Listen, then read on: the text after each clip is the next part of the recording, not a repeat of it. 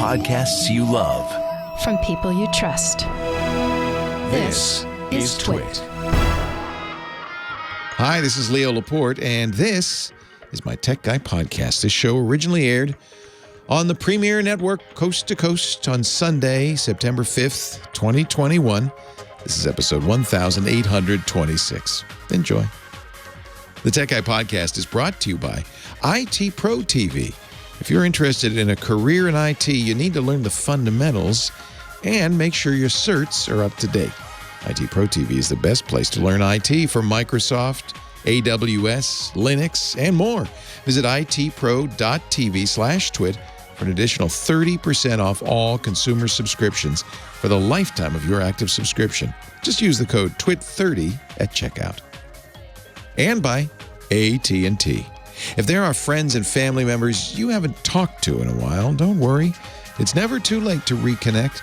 To help, AT&T is offering deals on the latest smartphones. It's not complicated. Everyone deserves something new. So AT&T is giving new and existing customers their best deals on every smartphone, even the latest ones. Restrictions and exceptions may apply. Visit att.com for details.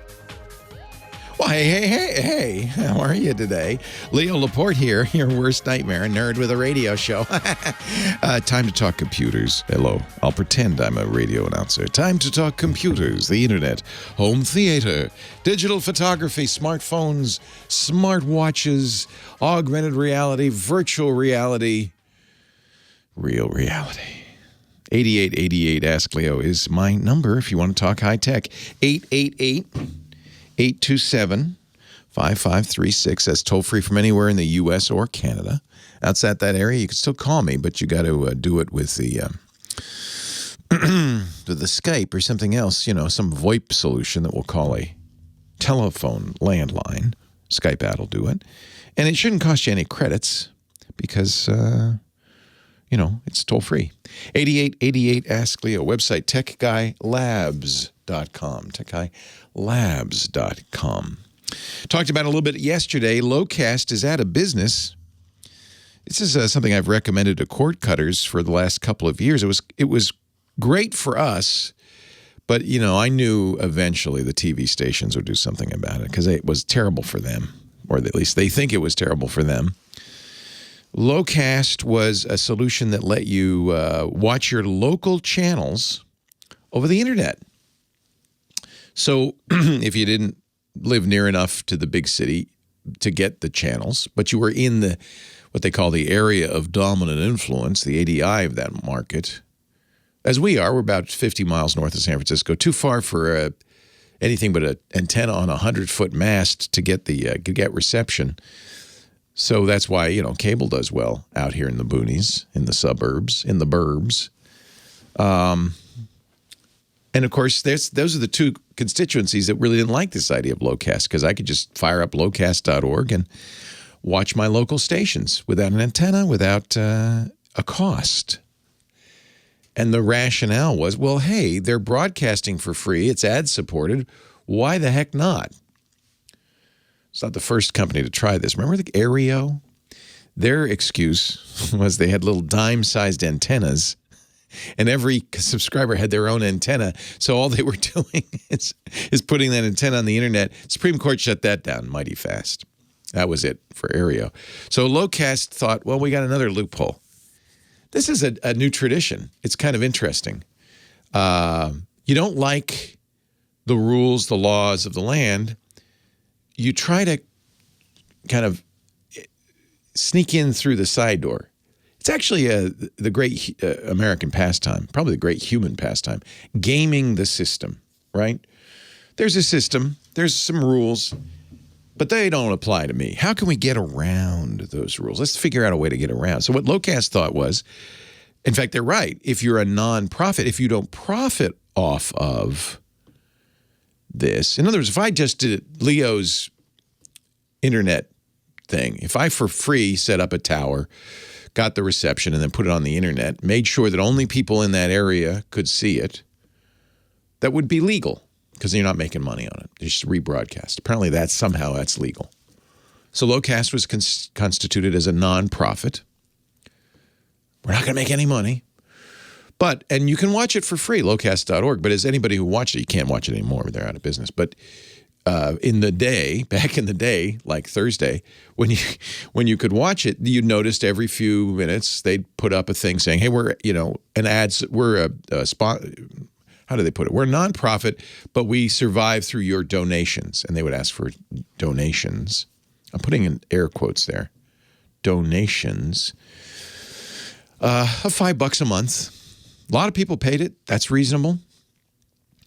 Money did not go to the broadcasters, let's point out, or the cable companies or anybody else. It went to Locast.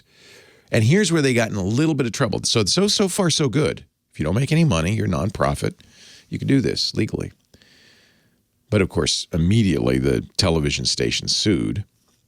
And a judge ruled this week that they weren't complying with the actual rules because they were taking the donations and using them to expand into new markets. Taking your $5, here I am in the San Francisco Bay Area, and then using it to expand into the San Antonio, Texas area. And that's apparently, again, remember, when you're gaming the system, you got to read the fine print, apparently in violation of the nonprofit rules. You can't take the money and then expand with it. You know, you can only cover existing costs, apparently. Judge said, can't do that. Locast said, okay, bye. Now, they could appeal and they could try to, game it better and that, but they decided, no, the heck with it.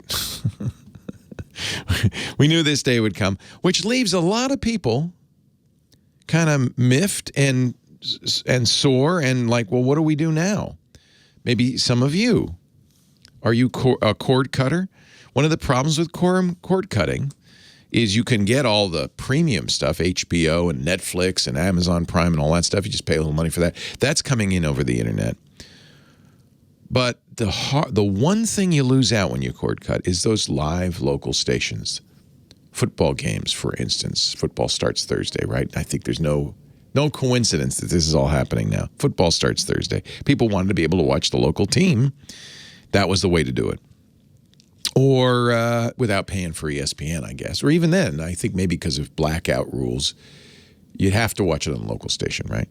Academy Awards, Super Bowl, live events, live local news, that kind of stuff. So that filled the gap that cord cutters were suffering. It gave them that one piece missing, right? Were you doing it? Sure, a lot of people were. That was a great solution. And now they're freaking out. Now, yesterday I mentioned, well, doesn't Hulu offer this, or not Hulu, Sling TV. Doesn't Sling offer this live locals for $5 a month? And it turns out they did, but they were doing it through Locast. So without Locast, no locals on Sling either. So that's another solution out the window. Tom's Hardware has written a long, detailed article. If you want to, I'll put it in the show notes because I don't have to recap the whole thing. But if you're a cord cutter and you're trying to figure out, well, now where do I go? The truth is there aren't a lot of solutions. And I'll be honest, this is kind of what the local stations wanted. They really wanted you to, tomsguide.com. Did I say Tom's Hardware? Tomsguide.com. Bad news for cord cutters as Locast goes down, and there are some solutions, but frankly not any great solutions for doing this, besides putting up an antenna. The problem is broadcasters have it good. They're double dipping right now. We talked about this yesterday. Initially, local broadcast television, Channel 2, 4, 7, 5, all of those, made money through advertising, just like we do. This radio show is free, right? It's ad-supported. And, when that happens, it means the customers of the radio station or the TV station are the advertisers. The product of the TV or radio station is you, the listener, the viewer. We deliver listeners to advertisers. And along the way, we try to give you some good content, something to keep you listening, like this show. I hope I'm working.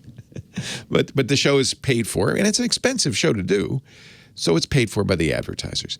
Local television was that way. But then along comes cable TV. And then there's a problem because cable TV was really originally created 30, 40 years ago for people like me living in the burbs who couldn't, with an antenna, get the local stations. So they put up a big antenna and then put a cable out to all the houses. And now I can watch the local stations and I pay the cable company for that. That didn't sit well with the broadcasters either. They eventually got the FCC to come up with something called retransmission rules. This is a little complicated because FCC, the local television station has a choice. They can either take the must carry rule and say cable companies, you have to carry our channel. You have to. So then they get into the market. They have a larger market for their advertisers. That's all well and good. But most local stations choose the other option, which is a fee for retransmission. They charge for every person watching that cable, 50 cents, $1 to the cable company. The cable company pays the local television station for retransmission rights.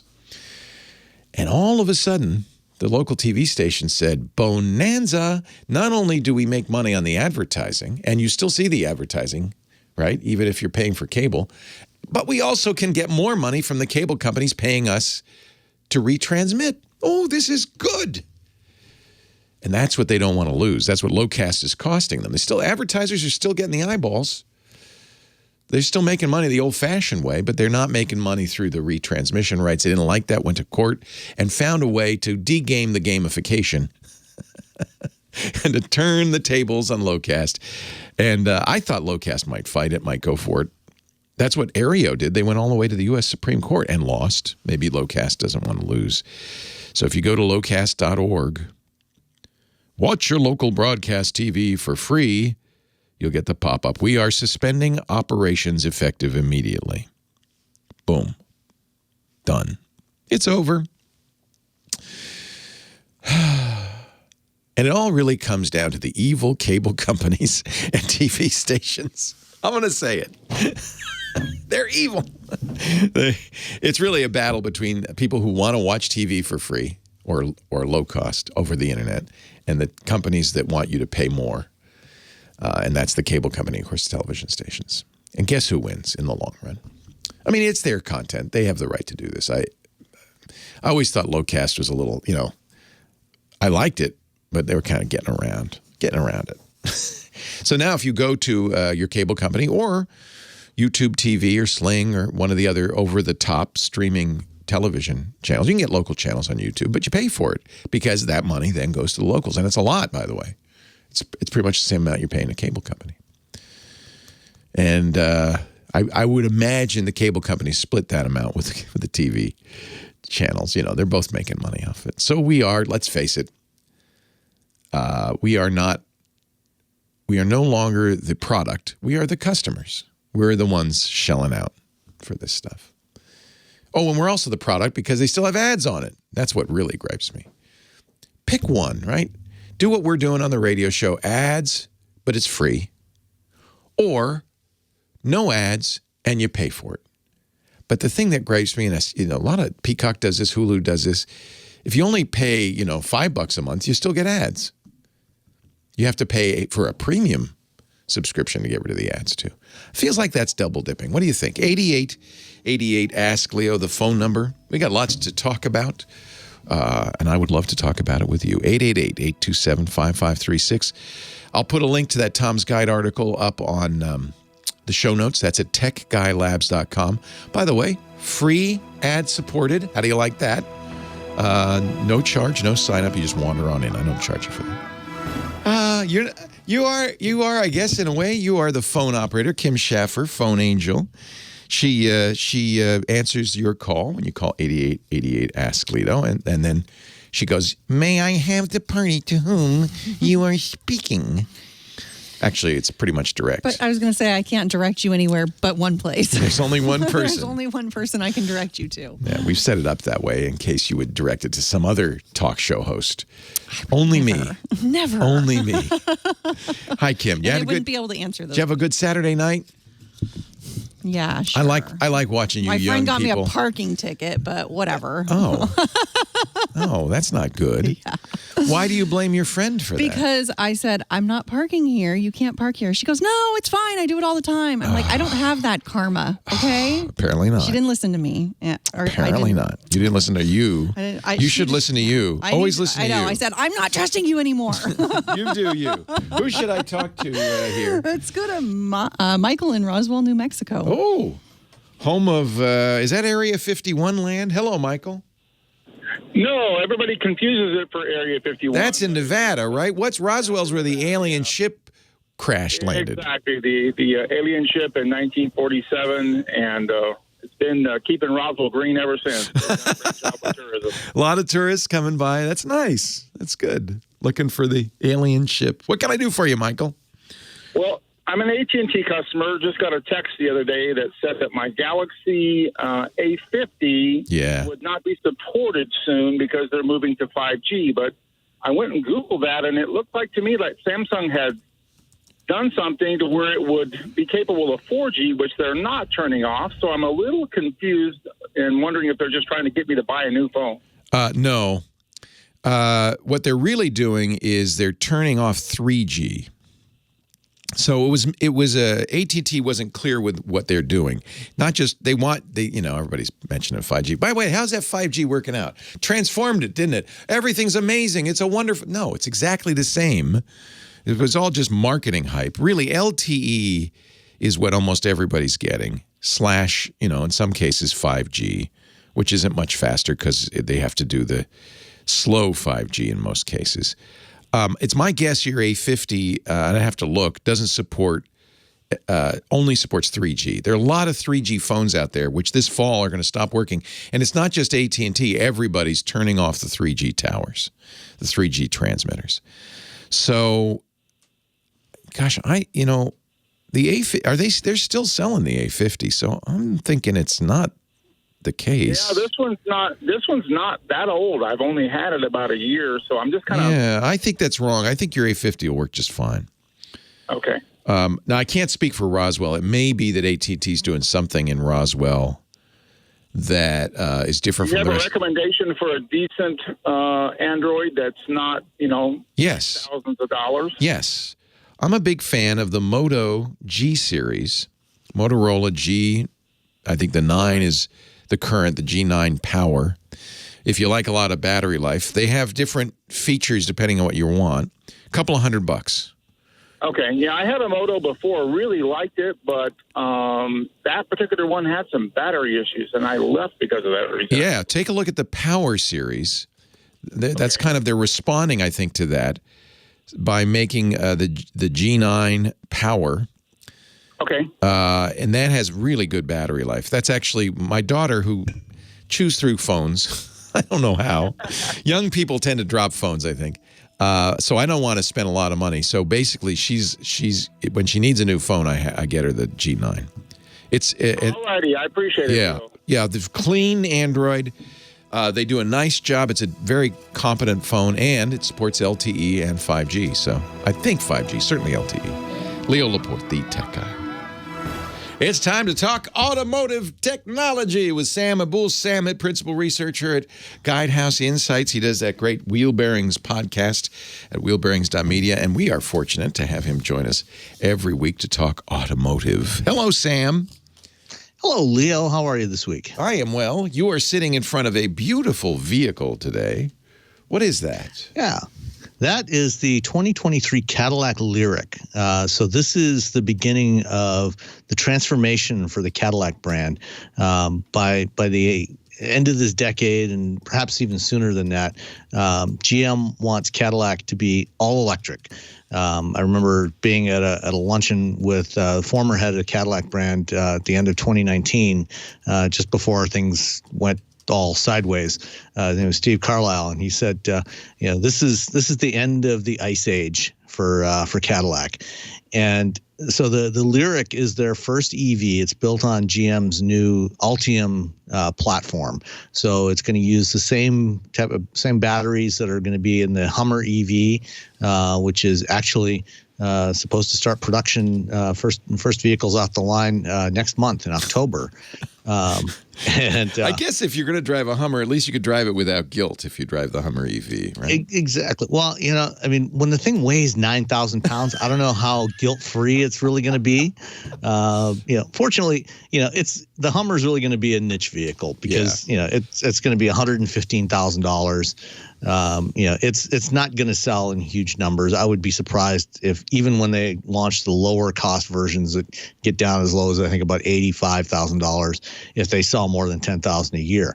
But the Lyriq is really a more mainstream vehicle for Cadillac. It's right in the heart of where the luxury market is today, in mid-size to upper mid-size crossovers. It's a 2-row, 5-seat crossover, similar in size to or actually slightly bigger than the Cadillac XT5 that they have today. And I got to spend 3 hours on this past Wednesday morning at the GM Tech Center with members of the team that have been developing the Lyriq. And so this vehicle is scheduled for production in February. It's going to have at least a 300-mile range, they say. Wow. And the launch edition that comes out in the spring, the first version of it, is going to be rear-wheel drive, 340 horsepower electric motor. But I learned some really interesting details about this vehicle as we went through that. We spent some time in the design studio, and I spent some time with the engineering team. And one of the things with an electric car, because you want to be able to maximize the amount of regenerative braking you can do. You want to recover as much energy as you can whenever the vehicle is slowing down, and so. One of the things you don't want on an EV, it's especially important on an EV, it's important on any vehicle, but especially an EV, is you want to minimize aerodynamic drag. Mm-hmm. And because the more aero drag you have, then when you lift off the accelerator, the air is slowing you down instead of being able to use your regenerative braking to recover that energy and put it back in the battery. So it's not just to make the battery more efficient, but it's also to give you better regen. That makes sense, yeah. Yeah. So one of the neat details, several years ago, GM built a new wind tunnel. GM's had a full-size wind tunnel since the 1980s, but they rebuilt their wind tunnel, and they now have what's known as a rolling road wind tunnel. And this is an idea that actually started in Formula One back in the 80s when they came to the realization that the way air flows over a vehicle can actually change quite a bit if the wheels are turning versus if the wheels are static. So if you just take a car and stick it in a wind tunnel and nothing's moving except the air around it, the results you're going to get are going to be quite different than if the wheels are rolling the way they would be when you're moving down the road. Oh, of course. So Formula One teams have had like 1/4, 1/3 scale rolling road wind tunnels for many years. Is it a treadmill? But essentially, yeah, it's like a giant treadmill that the car sits on. So they roll it in there, put it on the treadmill, and it moves. So you have a moving ground plane and the wheels are rotating. And that changes the way the air interacts around the wheels.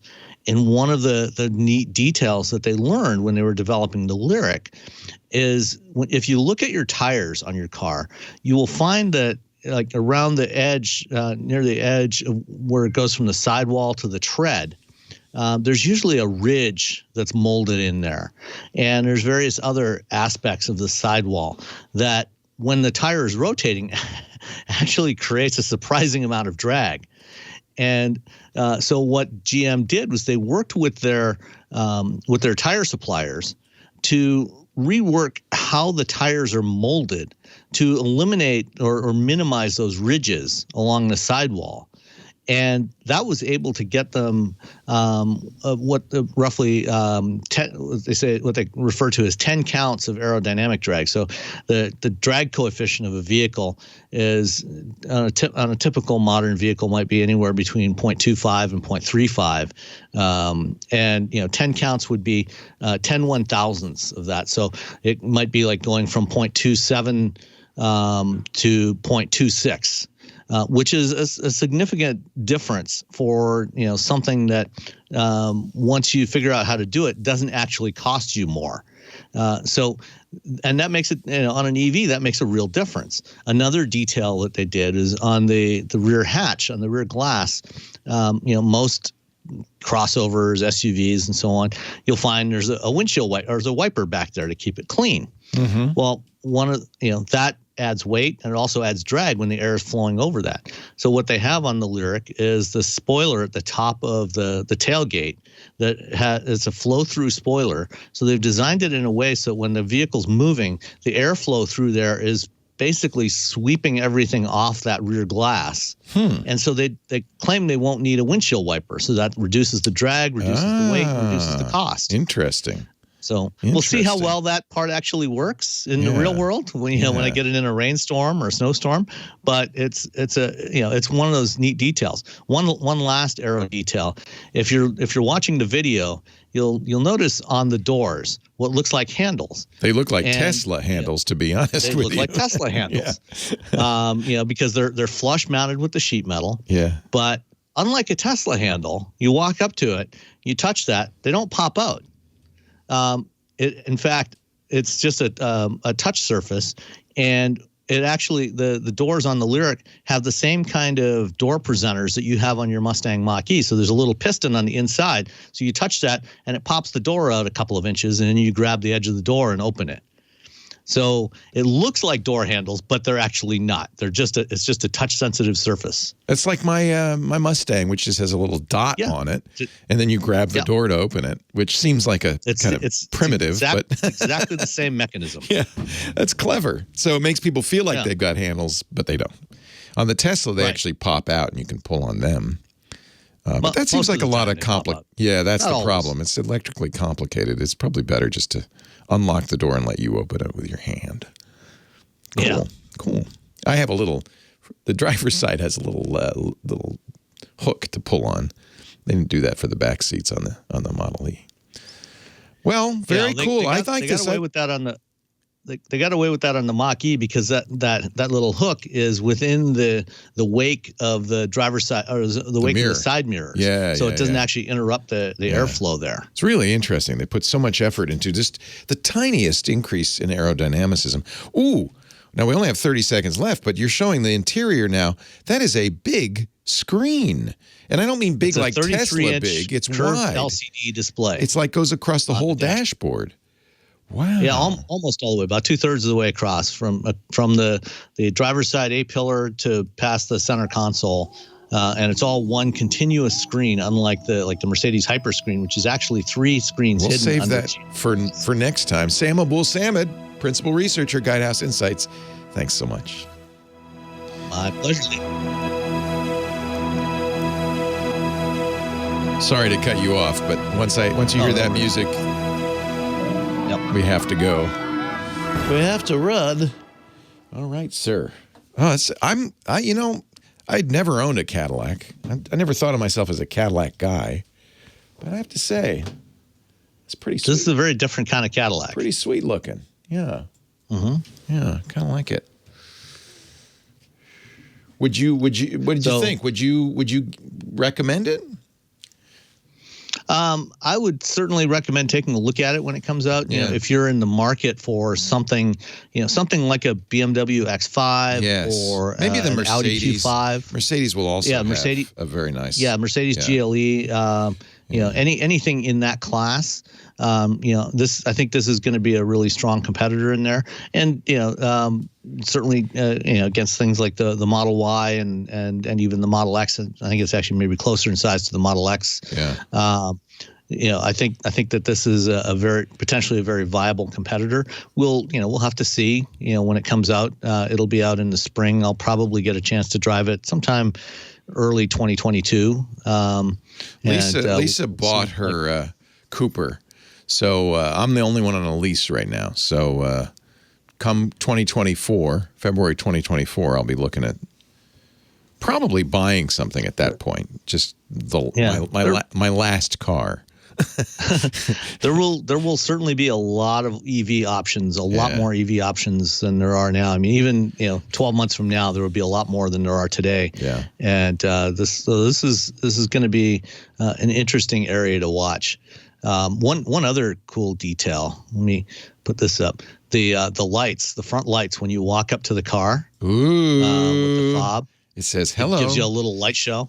Oh, that's cool. It's smiling at me. Yeah. That's really cool. And one of the, again, this is another really interesting design detail. So the front face of the car, what we used to call the grille, it's not a grille anymore. The way they make that's a single sheet of polycarbonate that's molded. And then what they do is they paint the backside black, and then they use laser ablation to remove the black paint to create the pattern that you see for the lights. Oh. And then that's coated again with a translucent silvery finish that the light can shine through. And then they've got the LED lights behind it to light it up. Just don't rear end anybody, because that's going to be a very expensive replacement right there. Not necessarily, because it's just a sheet of plastic. Oh, okay. That's very cool. So the pattern is exotic material. The pattern's cut into the plastic. That's very cool. Well, it's not actually cut into the plastic. It's only removing the paint. Not cut. So it's just, right. It's just removing the paint in that pattern. And then the nice thing about that is, because it's only it's just a computer controlled laser for that. What they can do, if they make different trim levels and they want a different look to it, so if they have a sport model and they want it to look different, they don't have to tool up a different part. It's the same part. All they'd have to do is reprogram the laser to cut to do a different pattern. Clever. Fancy. Yeah. So is this going to have Super Cruise 2? Yes, it will. The new generation Super Cruise and all the goodies are all going to be standard on this one, at least on the launch edition. And how much is the launch edition? $60,000. It kind of surprises me. That's what I paid for the Mach-E. Yeah, well, so the launch edition is only coming out initially in rear-wheel drive, single motor rear-wheel drive form. How big is the battery? They will add a dual motor all-wheel drive later in the year. Yeah, I like the all-wheel drive myself. I don't know why. Yeah. I probably don't know what I'm talking about. Sam, hang on for the top, yes? Sure. Thank you. You don't have to, but if you want to. Tech Guy Podcast brought to you this week by IT Pro TV. Actually, we've been brought to you by IT Pro TV for almost a decade now. We started, when they started, we started doing their ads because I was such a believer in what Tim and Don were doing. They were IT trainers who saw what we do here on the podcast network and said, that would be, kind of an internet TV station would be a perfect way to do IT training. And IT Pro TV was born. If you're looking to get a career in IT, or maybe advance yourself in your current position, IT Pro TV is the best place to get the skills to earn or update the certs that will get you that great job or get you that next great job. 7 studios running Monday through Friday all day to create new content. Why? Because the tests change, the technology changed, there's new versions. You got to keep it up to date. And that's one of the things IT Pro TV does so well. They're always updating. 5,800 hours of on-demand IT training, up-to-date on-demand IT training. It's a great way to learn. Their edutainers, they call them, are really skilled. All of them professionals in the field who know the material back and forward, but who also are really good at communicating it. Now, every month now for the last few months, they've been doing themes. This is September. September at IT Pro TV, all about Microsoft. More than 800 hours of Microsoft content. Coming up September 18th and 19th, there's a free weekend. Free. Anybody can take it. Includes PowerShell and Azure training. Really, IT Pro TV is a great place to get those Microsoft certs. Check out their courses on MTA Windows Operating System Fundamentals, 98/349, MTA Security Fundamentals, 98/367, Microsoft Azure AZ500, and so many more. And it's so fun. You learn so well, and it's so convenient because IT Pro TV works everywhere you are. You can stream it on your computer, your mobile device. They have apps for Chromecast, for Roku, for Apple TV. And you're getting brand new content every single day. It's It's just fantastic. So you're always up to date. They're the official video training partner for CompTIA. So the best place to get the A+, Network Plus, Security Plus certs.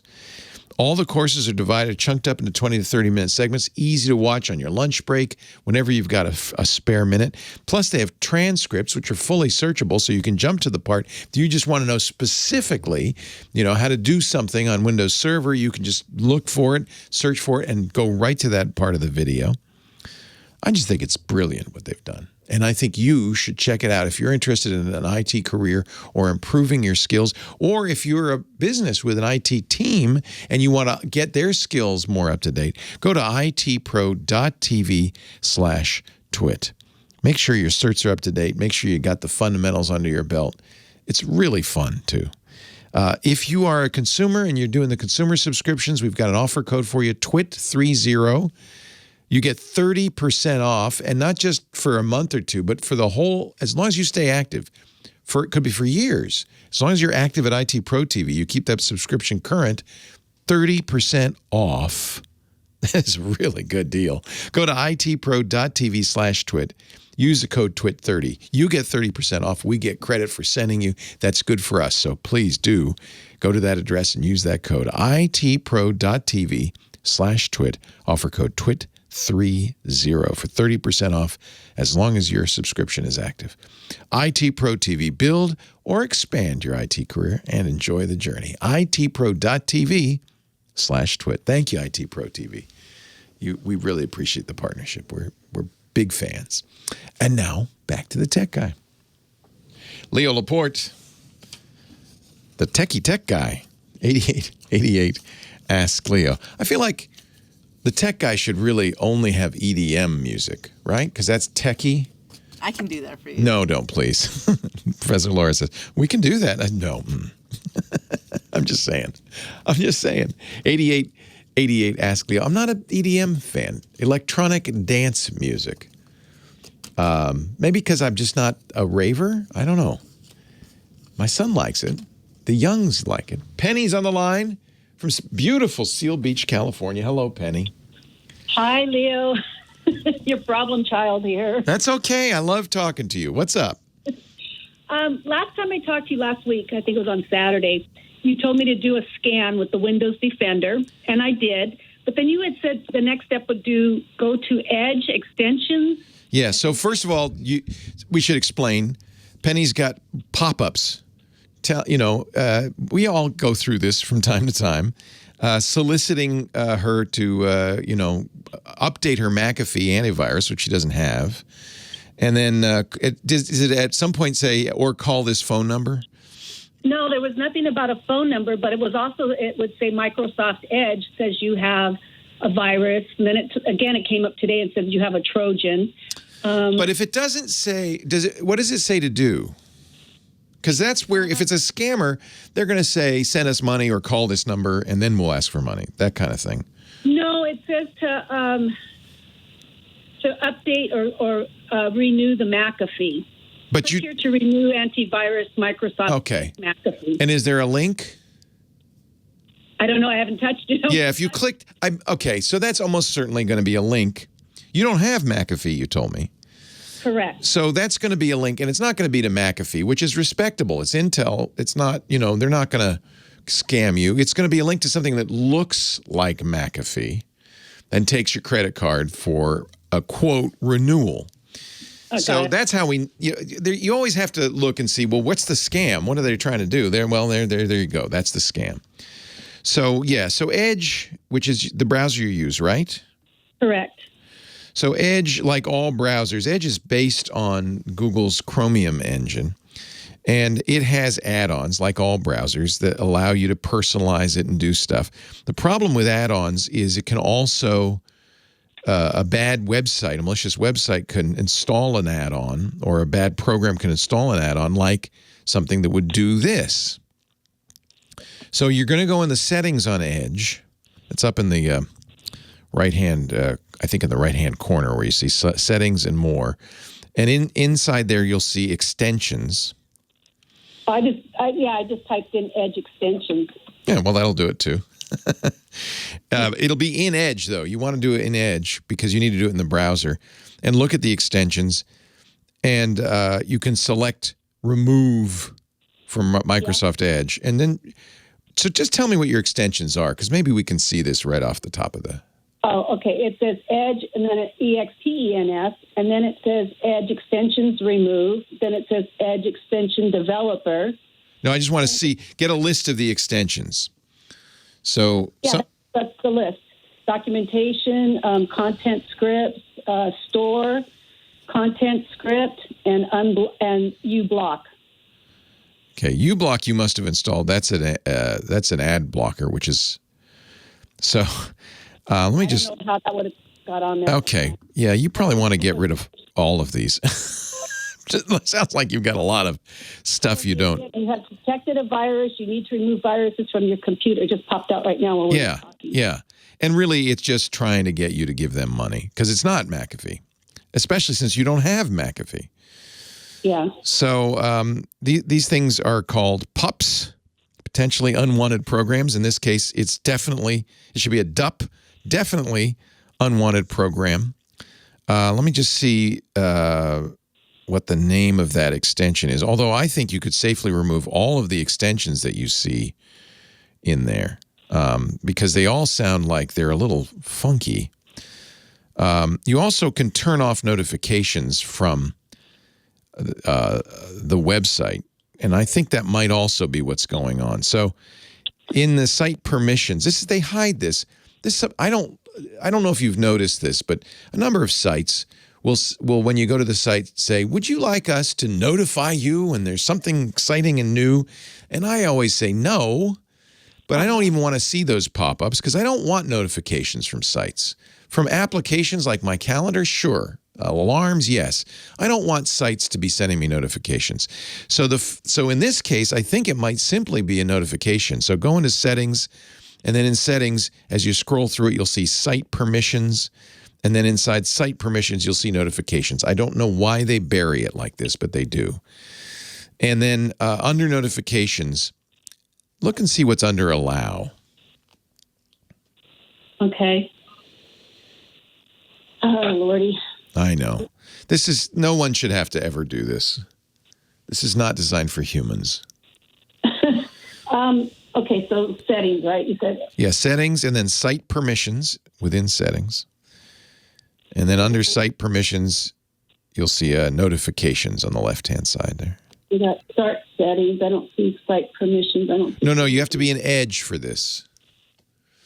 Oh. Open up Edge. All of this is coming from Edge, your browser. So you have to go into Edge, click the three dots in the upper right, select Settings. A little wheel, there it is. And then in Settings, you'll see Site Permissions. You want to select that. This is a good thing for everybody to know because the problem is the browser is the front line to the internet, right? That's what you use to get on the internet, browser and email. And so always these attacks come through a browser. You want to make sure that any notifications that are allowed from sites are ones that you want. And the one way that they do this is, and it's very simple. It's really not even doing anything bad. It's just turning on a notification, and the site will keep sending you these annoying notifications, hoping that you'll go there. Did you say the three dots would be settings? Oh, yeah, settings and more. Here we go. All right. Normally, I don't do this on the air, but I think it's so important for people to know about this. Yeah. In settings, there's site permissions. You'll see it on the toolbar on the left-hand side of the screen. You don't have to change the registry. The really malicious things will go into the registry and do this. In fact, the latest malicious thing is from Microsoft. If you're running Windows 11, if you're one of the beta users of Windows 11, I'm going to talk while you're doing this, so get to notifications, okay? Yeah. Settings. I'm going to fill time. You're still in settings. Now you're going to look for site permissions. No, it's not. I'm not seeing. This is why I tell people no one should use Windows unless you have an IT department or you're willing to be the IT department. The latest one is with Windows 11. They've decided to add an ad for Microsoft Teams, which crashes Windows 11. Microsoft will fix this, but in the meantime, there's a registry edit to get rid of it. How annoying can you get? Oh, come on. I'm trying to type in site. I'll do this off the air. Just hang on. I can't use any more time to do this because this is boring for people. But if you can figure out how to get to site permissions, you're going to see if you've allowed notifications for sites you don't even know about. I'm looking at a removal guide for this particular thing that says this site is soompo.pw. Thing is, if somehow you get that notification initially and you say, yes, it's okay, I'll allow you to. And of course, the first pop-up won't say, do you mind if we bug you periodically to scam you out of money? It will say something like, would you like to know if there's a hurricane coming to your neighborhood or something like that? And you say yes, and then you'll get this McAfee pop-up, which is scammy because it's not from McAfee. All right, Sam, hold on a sec. Let me just finish with Penny here. So did you find notifications? Yes, and all of them I'm fine with except for the one, and that one is one of those that comes up with that I have a virus. Yeah, let's remove that one. Okay, so click the dots next to it and say remove. There's a little trash can. Oh, wait a second, it didn't do that. Oh crap! Let me go back. Here, I'm right here on this location microphone. Oh, crap. It's only that one, and here we go. But you found one. That's good. Yeah. Yeah. And I always turn off the setting that says ask before sending notifications, because if you turn that off, you'll never even be asked about it again. And I honestly think, yeah, you might want CNN notifications or something like that, but site notifications are a recipe for disaster. Definitely block or remove anything. I would remove it. Anything that you don't want.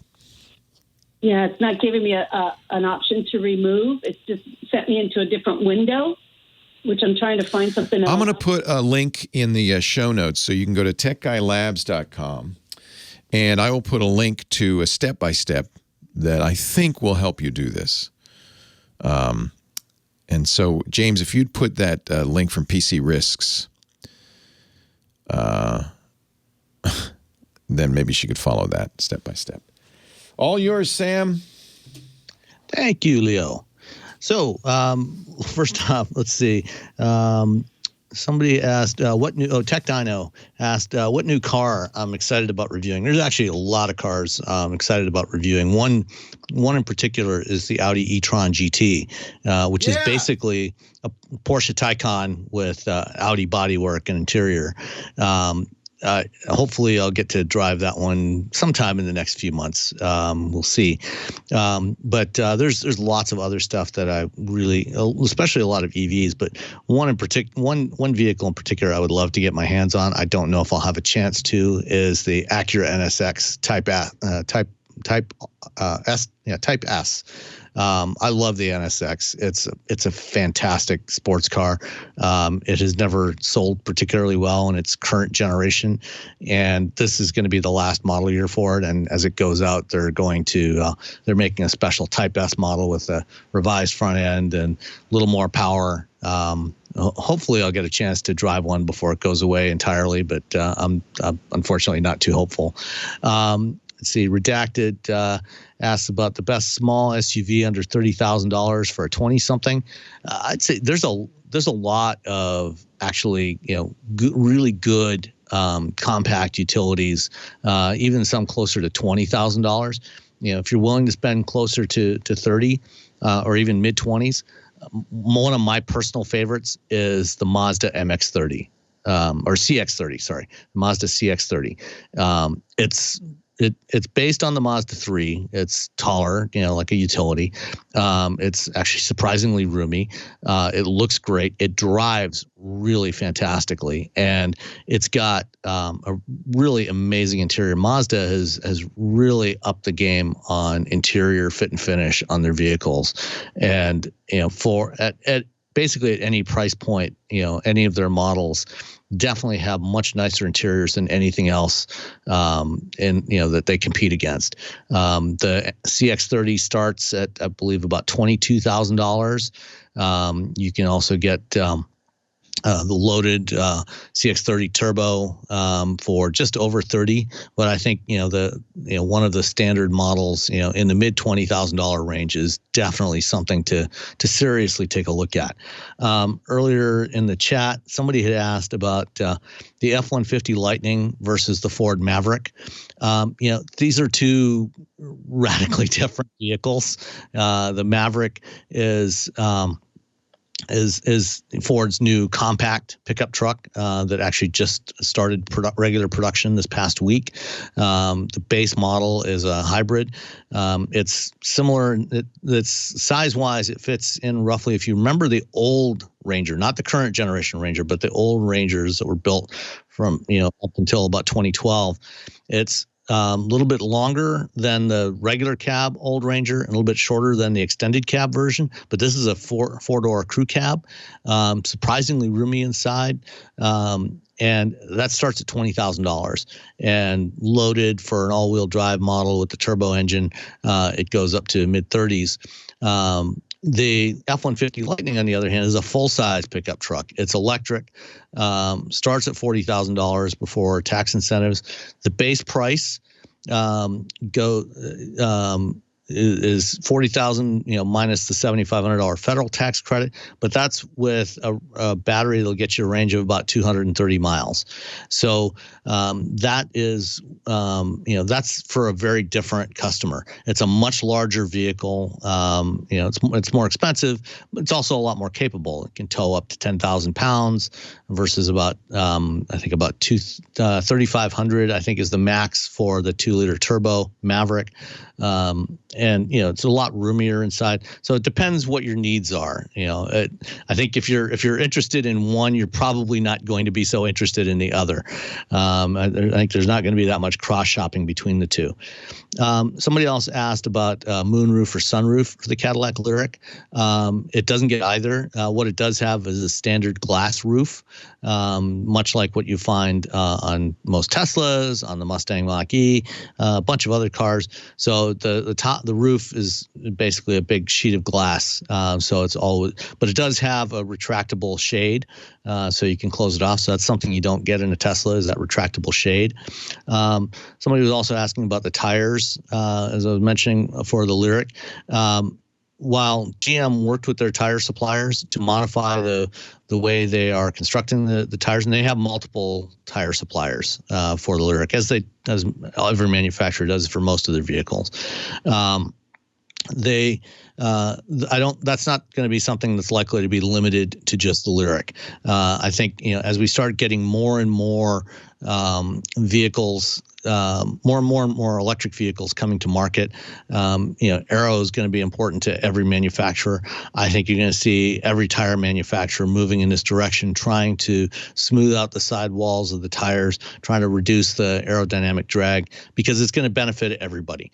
And for that matter, it benefits gas engine vehicles as well. So I think that this is going to be a trend we're going to see across the industry towards cleaning up the sidewalls of the tires so the airflow is smoother as this tire rolls through the air. What else did we have? Somebody was asking about the Mercedes-Benz EQE. As I mentioned, this week is the IAA show in Munich, formerly the Frankfurt Motor Show, and Mercedes launched a bunch of new EVs today, including the EQE, which is their mid-size sedan. It's based on a lot of the hardware from the EQS that we previously talked about, but it's a mid-size sedan. It's going to have a range of about over 400 miles, I think, on the European WLTP test. So it'll probably be somewhere in the 350 to 375 mile range on EPA. Thank you, sir. Finish that thought. Yeah. I can see your frustration. Somebody was asking about Volvo and sunsetting 3G, and I'll get to that next week. My friend, it's always a pleasure. Have a wonderful week, and I'll see you next week. You too. Thanks, Sam. Take care. All right. Bye.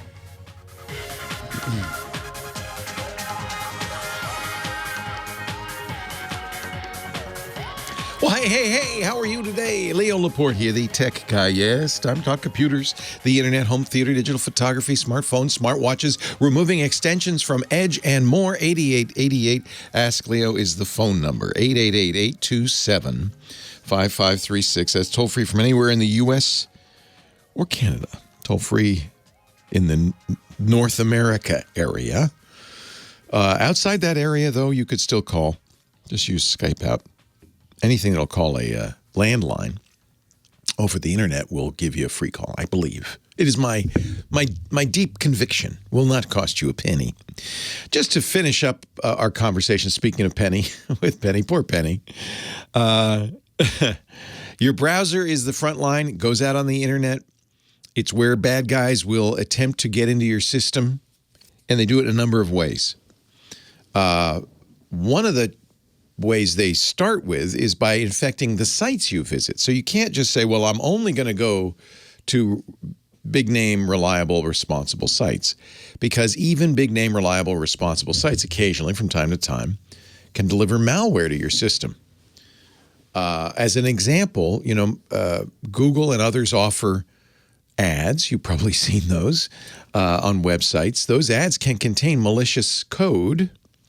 And because the ad buying system is completely automated, they're really not being checked for malicious code. So a site that has ads on it, even if that site is responsible, this happened to Forbes, can have a malicious ad on it. So never assume that any site you visit is completely safe, is completely harmless.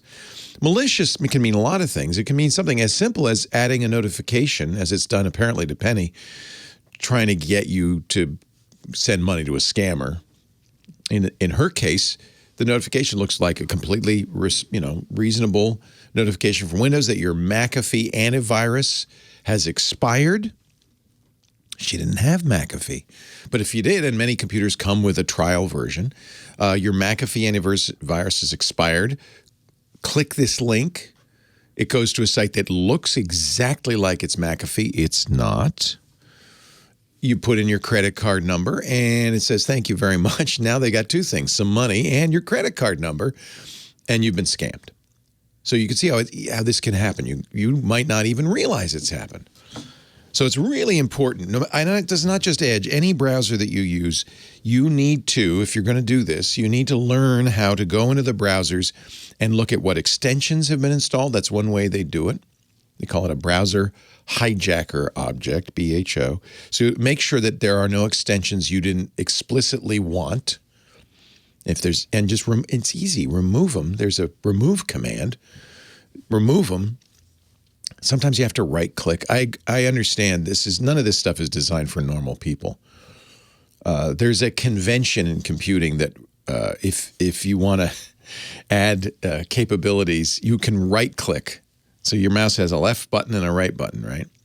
Left button is a regular click. The right button is a special kind of a click. The right click pops up a contextual menu, a menu based on the location you're clicking on.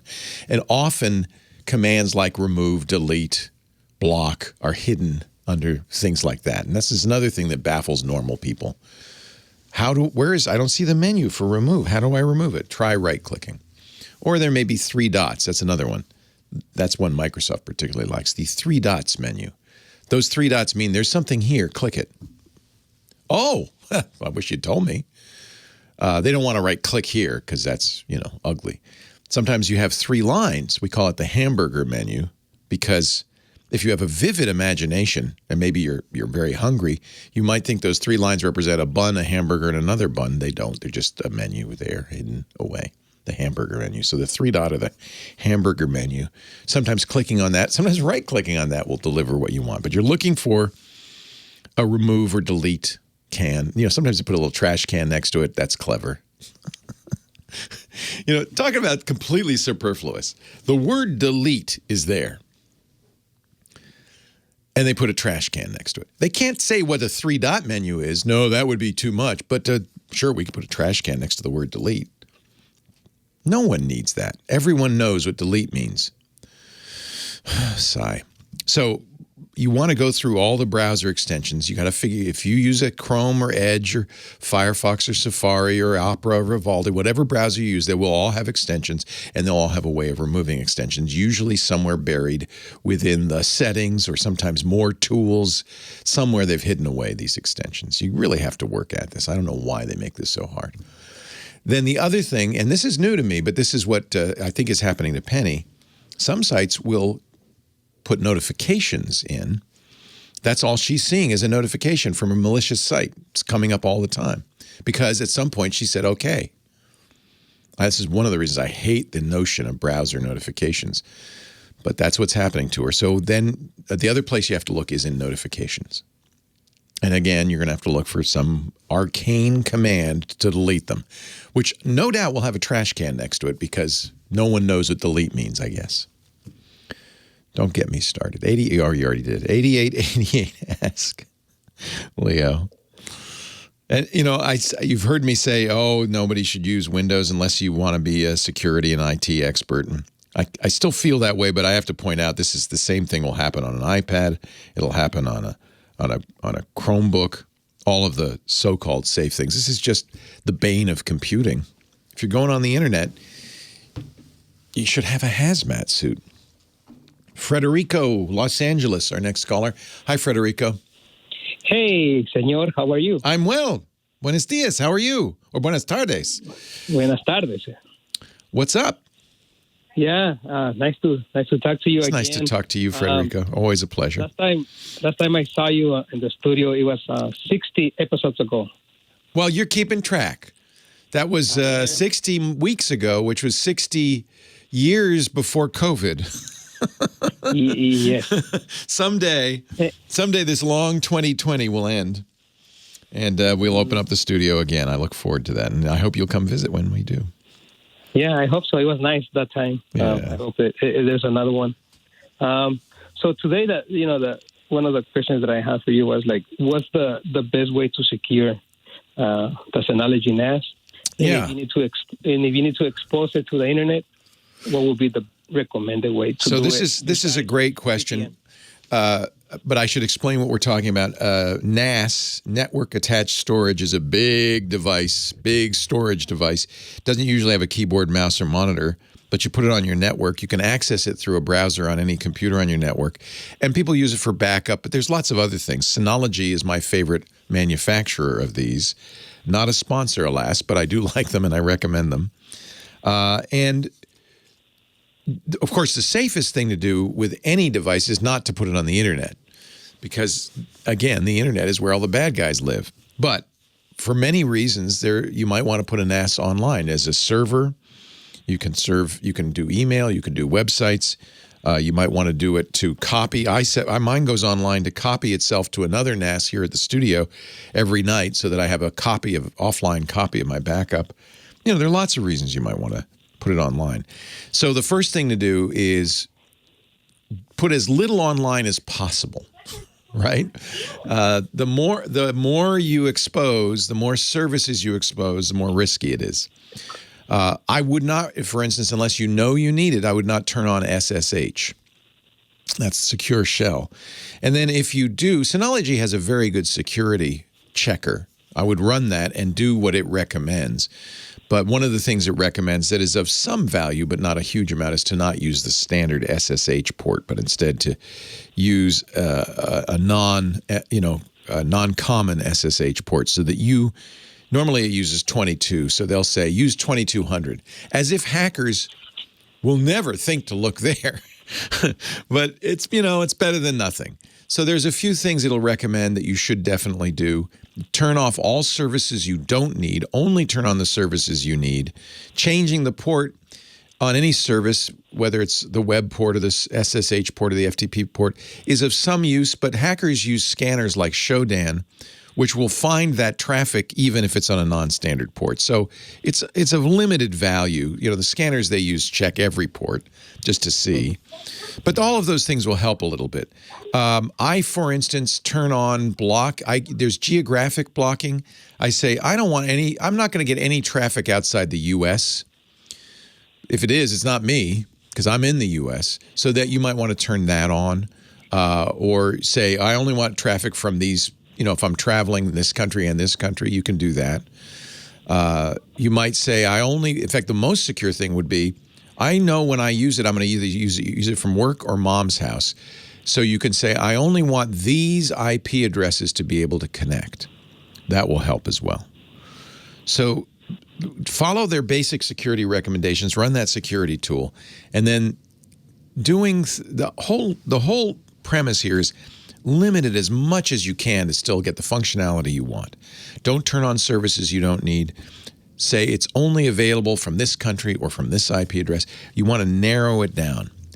Make it as inaccessible to the largest number of people as possible and still get the functionality you want.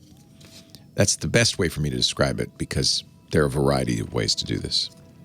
8888 Ask Leo is the phone number, 888-827-5536. Nice to talk to you, Federico. Look forward to seeing you in studio in I don't know what year. Will it be 2025? I don't know. Whenever this is all over. I don't know. Somebody's in distress. 8888 Ask Leo. Maybe that's Penny trying to figure out how to get the extension off her Edge. I guess it is. Leo Laporte, the tech guy. Sean is next from Altadena, California. Hello, Sean. Welcome to the show. Hello, Sean. Altadena. Did I press the button wrong? I think everything's set. No, I did. Oh, yes. You muted yourself. This happens all the time. It's no problem. Yes, I did. Yes, you did. Leo, I enjoyed spending a day with you about 5 years ago in your studio. Oh, it's nice. I'm talking to all the people who visited us. You must have come 5 years ago, would have been the new studio, the East Side studio, yeah? It was a day of a very bad rainstorm, and I almost got flooded out. You'll probably remember that. Yikes. Well, I hope someday we will be able to open her up again and let people come in. That'd be great. Yeah. I have a question for you. I've been using ESET for years. Okay. And liked it. I recently changed internet providers to fiber optic with AT&T, and I don't know whether the timing ties with this or not, but I have a message that's every time I use a browser, ARP cache poisoning attack. Oh, wow. And ESET says it's taking care of it. Wow. That is a sophisticated attack, the ARP cache poisoning. And you know what? I would trust ESET's response, but I think since it happened when you switched, it might be something to do with the switch. So, because the ARP cache is a DNS cache, and your DNS has changed. I'm just seeing on the ESET forums, getting ARP cache poison attack messages all day. And he had moved. So one thing that causes this is a shared IP address. So you want to make sure that you only have, let's see. Does it tell you what IP address you're getting the cache poisoning from? I believe it is a static IP, which I did not expect. Okay. And is it a 192.168 or 10.0, or is it an external address? 192 or 170. I don't have that in front. Okay. So the reason I ask, 10.0 addresses and 192.160 addresses are inside your network. It's inside the house. And those are yours, and those are the ones you have set to be cached or rather static. So if it's that's easy to fix. You can say, trust these, put them in the safe zone, and you won't get these notifications anymore. So you can say that in ESET. So I don't know. Have you looked up ARP cache poisoning? I'm not sure I want to. I did in the solution. Yeah, I'm not sure I want to get into ARP spoofing because it's a fairly technical topic. ARP is the address resolution protocol. And if you poison it or in somehow, and that poison's a bad word to use.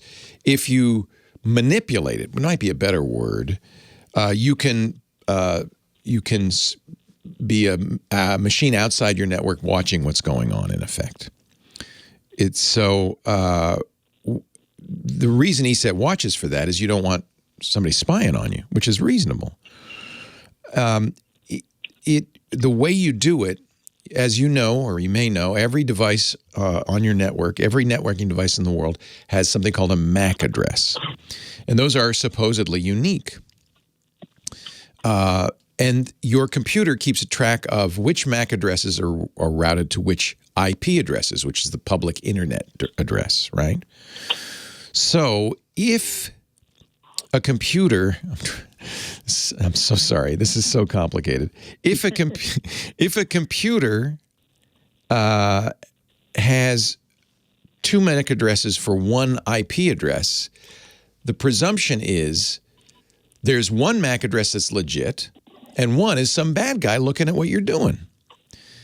But this can also happen if you use a static IP address, and maybe you're using something and then the router is reusing it, that kind of thing. So one thing to do is to, you can in ESET say, look, these addresses are safe and I trust them, and that'll turn off the messages.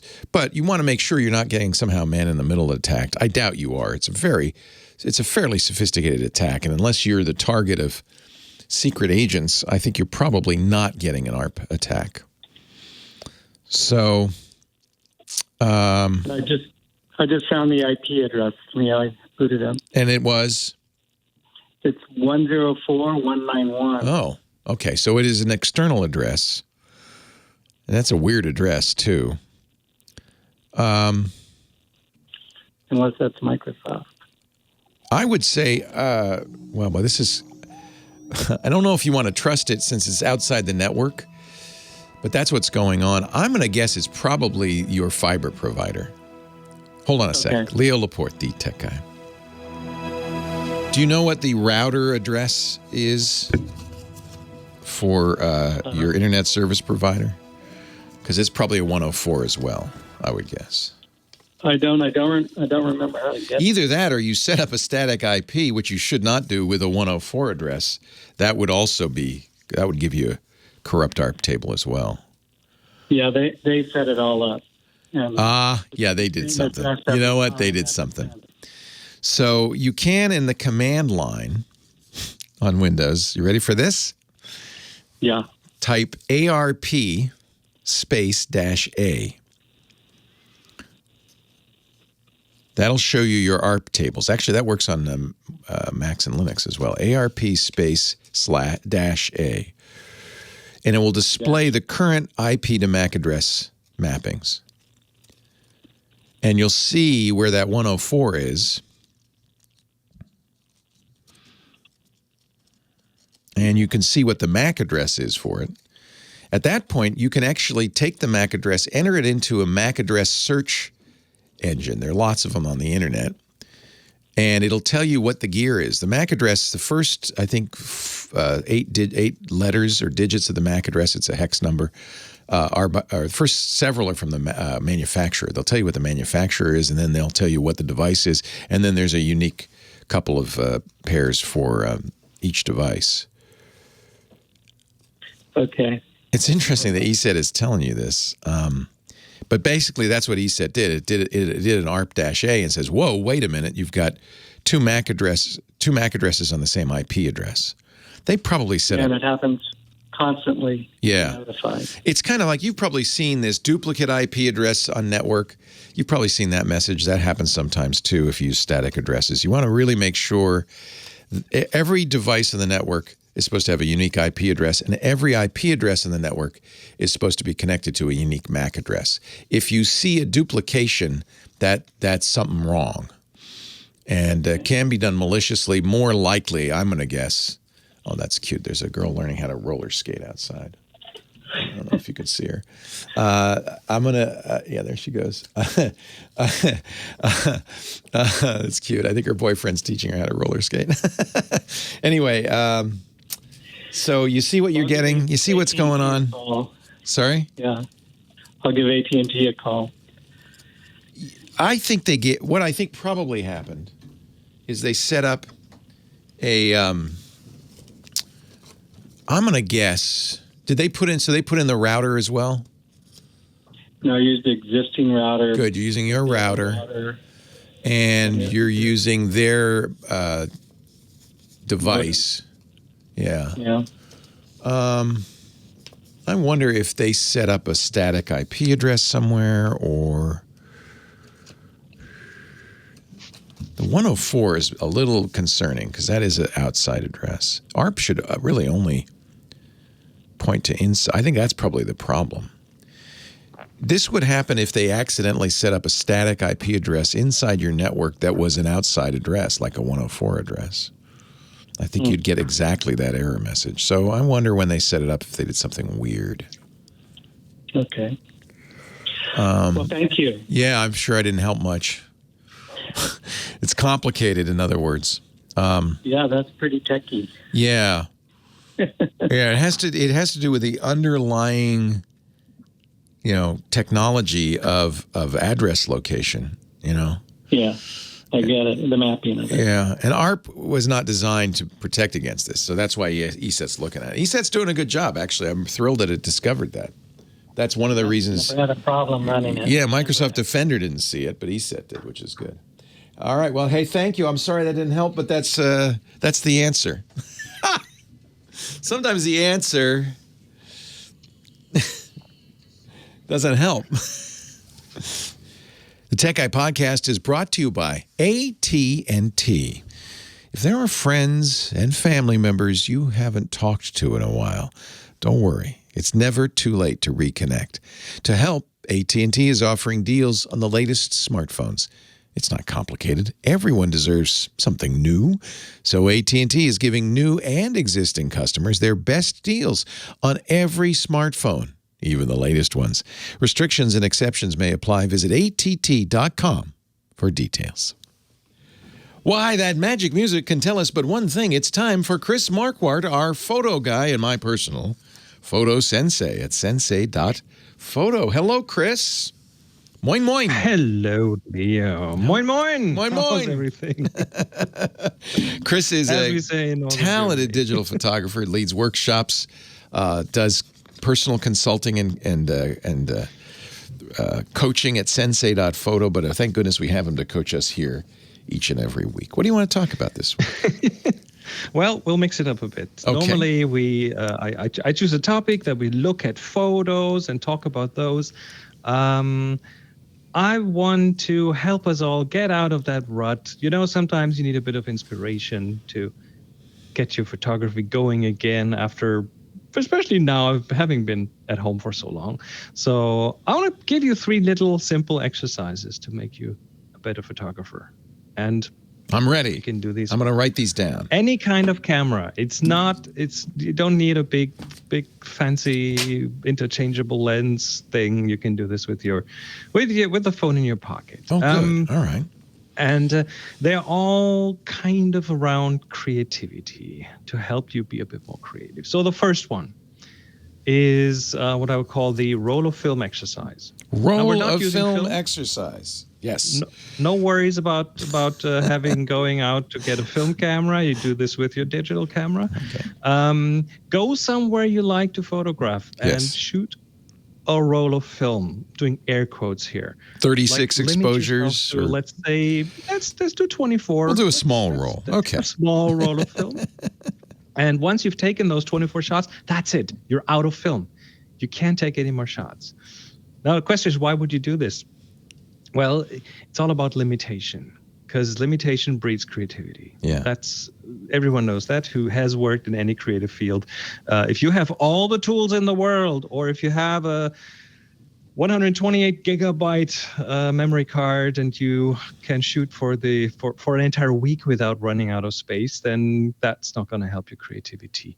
The moment you limit yourself, you will make those individual shots count a bit more, and that'll reflect in the approach you take to those individual shots. Now, of course, if you shoot film, hey, take an actual roll of film. That'll be even more strict. But with your digital camera, maybe use a small memory card or something, and just hit yourself on the fingers if you try to go over those 24 photos. Put a rubber band on your wrist and snap it. Okay, good. Punish yourself. Exactly. All right. Second one is an interesting one I came across a while ago. The abstract exercise. Abstract exercise. Look around at the stuff that's common, that's around you, stuff that you see every day, and take 10 abstract photos of something. You can't tell what it is. You're looking at just the geometry or the color. Exactly. You're looking at a shadow it casts or the geometry or something, and maybe a macro. Yeah, sometimes close-ups. Getting in closer will help, or maybe a telephoto thing will help you. Standing on your head. Because you will learn to look. Yeah, for example, you'll learn to look at things very different and with very different eyes if you do this. Good. Forces you to change your perspective, to explore subjects. It's a very important skill to have to do this as a photographer. So try to find the abstraction in things that surround you. All right. That's the second one. That's good. All right. The third one is, we've talked about this in the past, but it's a good fit here. Yeah. I call this the portable subject exercise. Portable subject exercise. Okay. Carry something with you and then place it in the frame wherever you're shooting. Like, the traveling gnome kind of thing? Yeah. My friend Andy Nakos brings a tiny plastic cow with him. For example. Yeah. Yes. Puts it in every picture. And build a little collection with photos of that same thing in different spaces. Now, why would you want to do that? It'll force you to work with a subject. It'll teach you the importance of the subject in a photo and in different settings. And by having that be something familiar to you, that'll make it more relatable. And by the way, you can build this little collection, a little album that might be cute. And you can then transfer that knowledge to other subjects that you find somewhere else. So, little exercise that you can take with you. This is now. There was a children's book called Flat Stanley in the U.S. I don't know if you ever saw that, but the idea was, you cut out a flat Stanley and you take him with you and take pictures of him everywhere. Yeah. Same thing. Now, if those exercises are not enough, let me give you the fishbowl exercise. The fishbowl. It's not really an exercise. It's not really an exercise. It's more like an exercise generator, which will give you almost unlimited exercises. I like it. Here's what you do. You write words on pieces of paper. Yeah. Simple stuff like, let's say, colors: red, green, blue, black, white. Make each of those on a little piece of paper, or numbers 1, 2, 3, 4, 5. Maybe some photo-related words like weather, shadow, focus, shapes like circle, triangle, square. Like, you just come up with simple stuff. Maybe even some more abstract stuff like feelings: happy, sad, angry, cheerful, that kind of stuff. And then throw them into a bowl and then go fishing.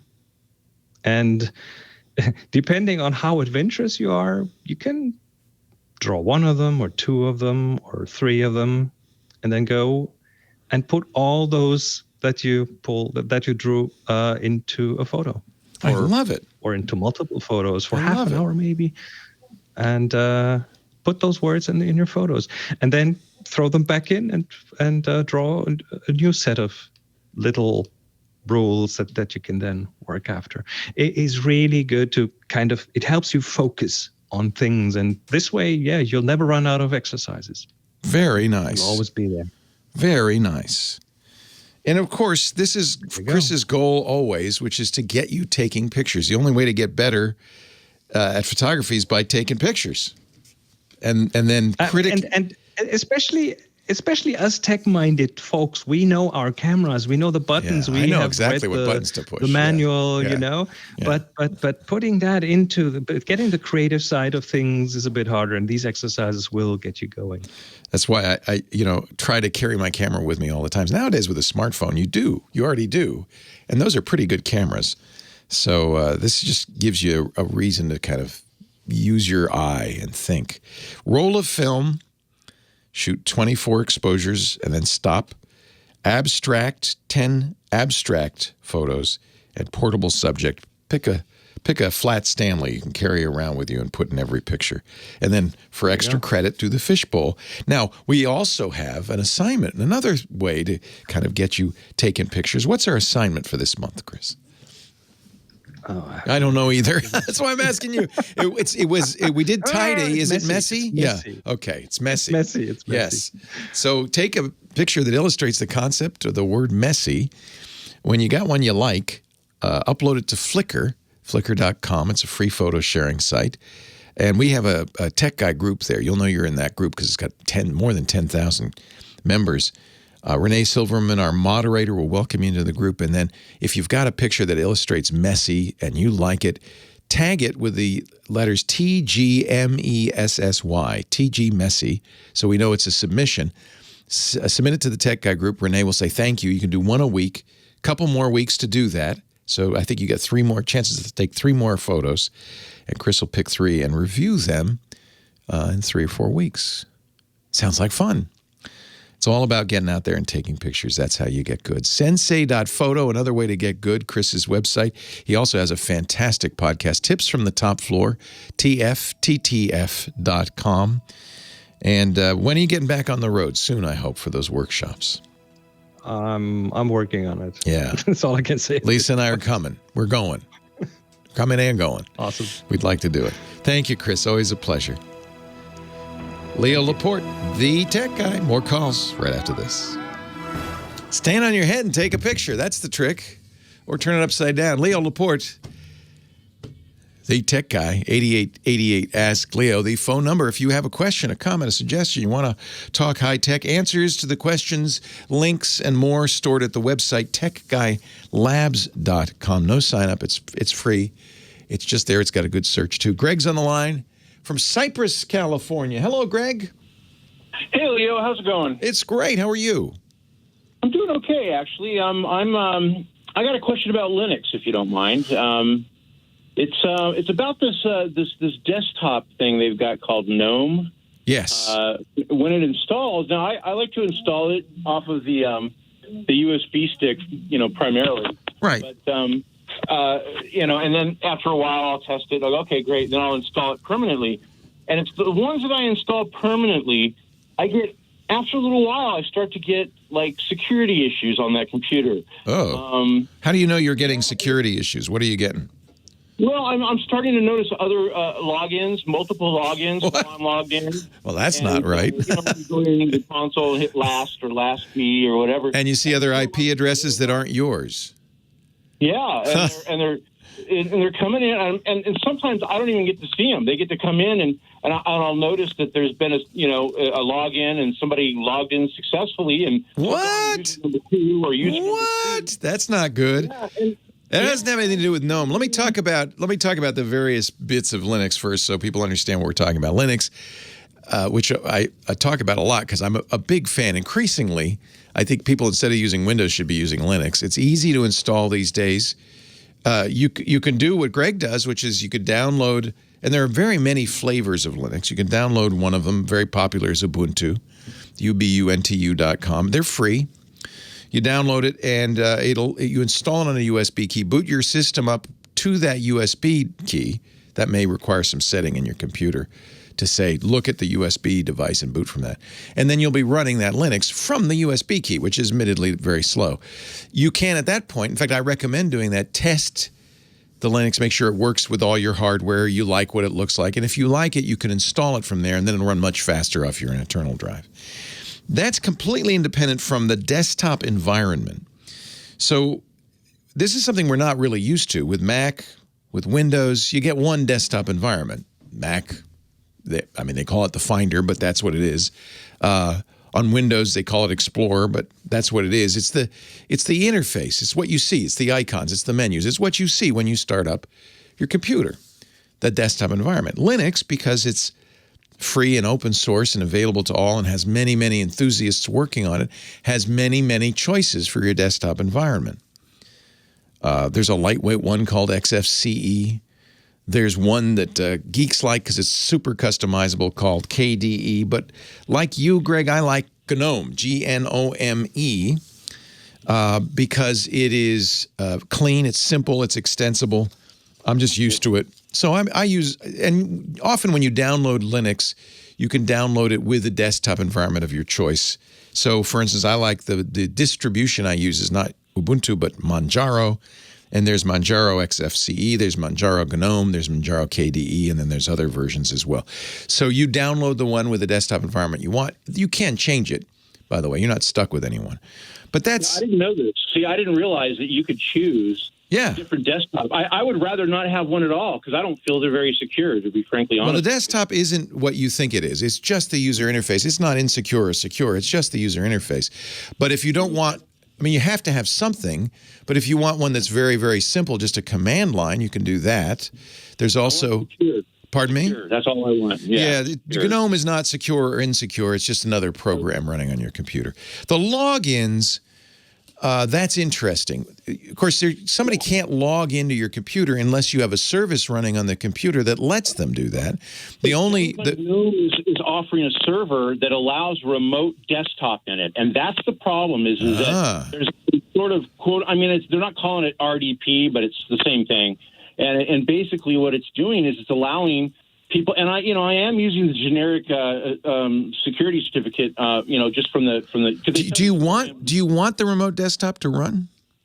No, I don't want it to. I don't really care. As long as you don't use it, you can turn it off.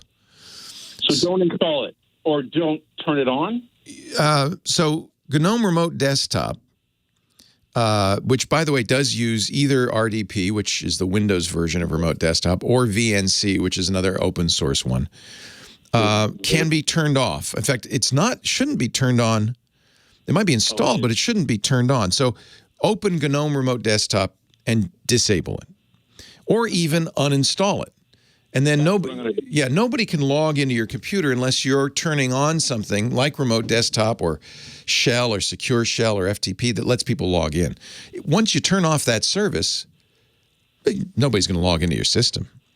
But I do think if you turn it on, you're asking for trouble, because I mentioned last hour that there are scanners that people can use to scan the internet. You could enter in a range of public IP addresses, and then you look for services.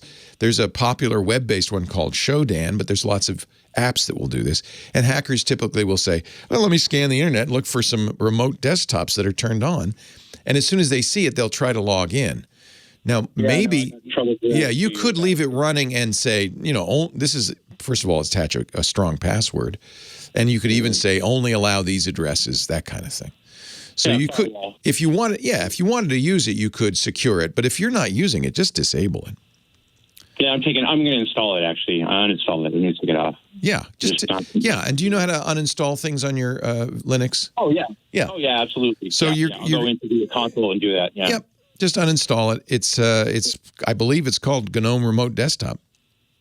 I'll make sure before I do it. Yeah. Or won't let. I had, to be honest with you, I'm glad you mentioned this, because I didn't know that there was such a thing. I thought I knew there was such a thing, but I didn't think it would install automatically. But apparently, it does. It does, and it's default still on. Yeah, so you were smart. Yeah, definitely. Anybody who's running GNOME should uninstall that unless they need it. Yep, that's what I'm going to do. Thanks. Good point, Greg. I thank you for calling, and that's actually I'm going to run home and actually let me see if I have it installed right here. Now I'm worried. GNOME Remote Desktop. No, fortunately it's not installed on Manjaro, on this Manjaro anyway. 8888 Ask Leo. Sometimes you teach the tech guy something. Often. In fact, I'm going to confess. One of the reasons I love doing this show is I learn something every single week. I love it. Jeff in San Francisco. Hello, Jeff. Good afternoon, Leo. How are you today? I am well. Not wearing my cowboy hat, but still well. That's fine. Next time, don't forget your mustache. I just need a good string tie and I'll be set. What can I do for you, Jeff? Good polo tie. Yes, but today I'm here as a normal guy. Not my hat expert. Okay. Not today. Today, I'm finally ready to pull the trigger and upgrade from my Moto E4 Plus. Holy cow. Yeah, that has served me so well. Holy cow. Yeah. Yeah. So, and I'm gonna miss the one feature that I use the most, and that was the FM radio. But be that as it may, you know, it's funny. Almost all phones have them built in, not all turned on, because it's in the chipset. Yeah, I know all about that. Yeah. The So phone I'm frustrating. looking at doesn't, but, you know, I have consumer cellular. I have a $20 plan with a gigabyte You don't want of FM data. radio. I've never used up all that data, so they finally decided, what the hell, we'll give him 3 gigs of data. He ain't going to use it anyway. So, Jeff, you're looking for an upgrade. You've heard me mention the Moto. The newer Motos are great. The Pixel 5a is on sale right now from Google. Do understand, though, Google will announce the Pixel 6 probably next month. Yes, I am not $1,000 phone. Okay. But that's what I was looking at is the Pixel 5a. Can you give me any reason not to get that or to get something? None at all. The 5a 5G is an excellent phone at an excellent price. Highly recommended. Leo Laporte, the tech guy. Thank you, Inspector de Chapeau. Bye-bye. It's great. I like the 5A. Let me think of if there are any issues. Well, it doesn't have very fast charging. It doesn't have wireless charging. Yeah, because it's a few $100 phone. You're not going to get the same. Exactly. And Tom's Hardware is comparing the photography, the camera to the iPhone SE, and they seem to like it better on auto, of course. Well, if you want to go iPhone. No. Okay. So forget it. No, I'm not. No, the Pixel 5 camera was the same as the Pixel 4 camera, which is what I use, which is excellent. Yeah, excellent. Yeah. Will the 6 be better? Absolutely. Will it be a lot more expensive? Absolutely. Oh, it'll be twice as much. So. In a year, they'll do a 6A, because this is what they do now. Exactly. I personally, I think the 5A with 5G is a great phone. It's a great size. I like what Google does. It's not a huge battery. Doesn't have fast. It does have a huge battery. Oh yeah, 46. What is it? 4680. Oh, that is big. Yeah. That's actually pretty good. Moto, yeah. It does 18-watt fast charging. That's pretty fast. It uses PD. It's faster, but that's fine. I don't care. I charge it overnight. Yeah, if you charge it overnight, who cares? I never pay attention to that. Yeah, it has an OLED screen, so that works for me. Yeah, I can see no reason. You know, we do have a review from our All About Android host on our Hands on Technology page, twit.tv/hot. Right. He just reviewed it, so I would watch his review. But as I remember, he liked it quite a bit. It's episode 155. He says, it's awesomely unexciting, which is exactly what I think you want. That suits my personality perfectly. It actually does, doesn't it? As an antiquarian, you don't want to get too excited. Yes, yeah. Oh, and that reminds me, you know, the one thing, though, is that, you know, the thing about Apple, I'm getting old, I live alone. If I fall down and I can't get up. I love that feature. Yeah, does Android have anything like that? I know that, I don't know if it's going to be an Android 12, but there's something about if you're in a car accident, it'll notify somebody, but... Yeah, no, I don't, and I don't think the Android Wear watches use it yet either. That is really unique to the Apple Watch. It's why I got my 88-year-old mom, an Apple Watch. Because I wanted, if she fell, I wanted to know about it. Okay, well, I'll just have to stay alive for a little while. Don't fall, Jeff. You're young. What are you worried about? You got to... Well, exactly. Speaking of OLEDs, if you remember, I told you that our TV has a good speaker system. Did you check it out? Yeah. You have... Tell me again what you had. Was it a Kuro? What was it that you had? No, it's the LG OLED. Oh, the LG. Yeah, and it has it does the room equalizer. Oh, wow. Yeah, check it out. Disconnect your sound bar, whatever, and play with it, and put a good... I don't know if you have a DVD player, a Blu-ray DVD. I do, yeah. Put a good source in there and see what happens. You know, just like smartphones, it doesn't matter how good the camera is. It's the software that counts. Oh, the chat room is telling me the Galaxy Watch has fall detection. The Galaxy Watch. And then that works with your 5A with 5G. All right. I'm a fan. The new Watch 4s just came out, the Galaxy Watch 4s. And in fact, it's one of my favorite. It's pretty up there with the Apple Watch. So to set up fall detection, open the Samsung Wearable app on the phone, synced with your Galaxy Watch 3. That's one disadvantage. You'll have to install all these Samsung wearable apps on your Pixel. But that's fine. They work. Okay. And then you can tap on SOS, then toggle on detect falls, and you'll be able to select an emergency contact. You'll get an SOS in case you fall. Perfect. That's nice. I didn't know about that. I'll turn that on my watch. Yeah. Oh, there you go. Yeah. Unfortunately, I hate wearing watches, but you know what? I'm gonna. I would say with you, you're probably wearing a Cartier tank watch. Or, something. A couple vintage watches. Something vintage, yeah. I'm just not a guy with anything attached to me. Yeah, I know how you feel. No tattoos. It took me a while to getting back to the idea of wearing a watch. Yeah, I could probably swing it, though. At least when I'm home, because when I'm outside, somebody will find me. If you fall in the street, chances are, yeah. Wait a minute, now let's see. One such for fall detection. The Watch 4 also has fall detection using the accelerometer. All right. Well, that does it now. Hopefully, maybe they'll give me a little break tomorrow for Labor Day. I doubt it. What do you do for a living? You've never told me this, Jeff. Oh, I'm retired. Oh, by the way, you once asked, does anybody get pensions anymore? Yes, I get 3 pensions. Oh. Every union guy does. You're living large. California. Yeah. Yeah, we actually set up, believe it or not, a pensions plan for our employees. Yeah, why not? I mean, it's expensive. That's why not. For you.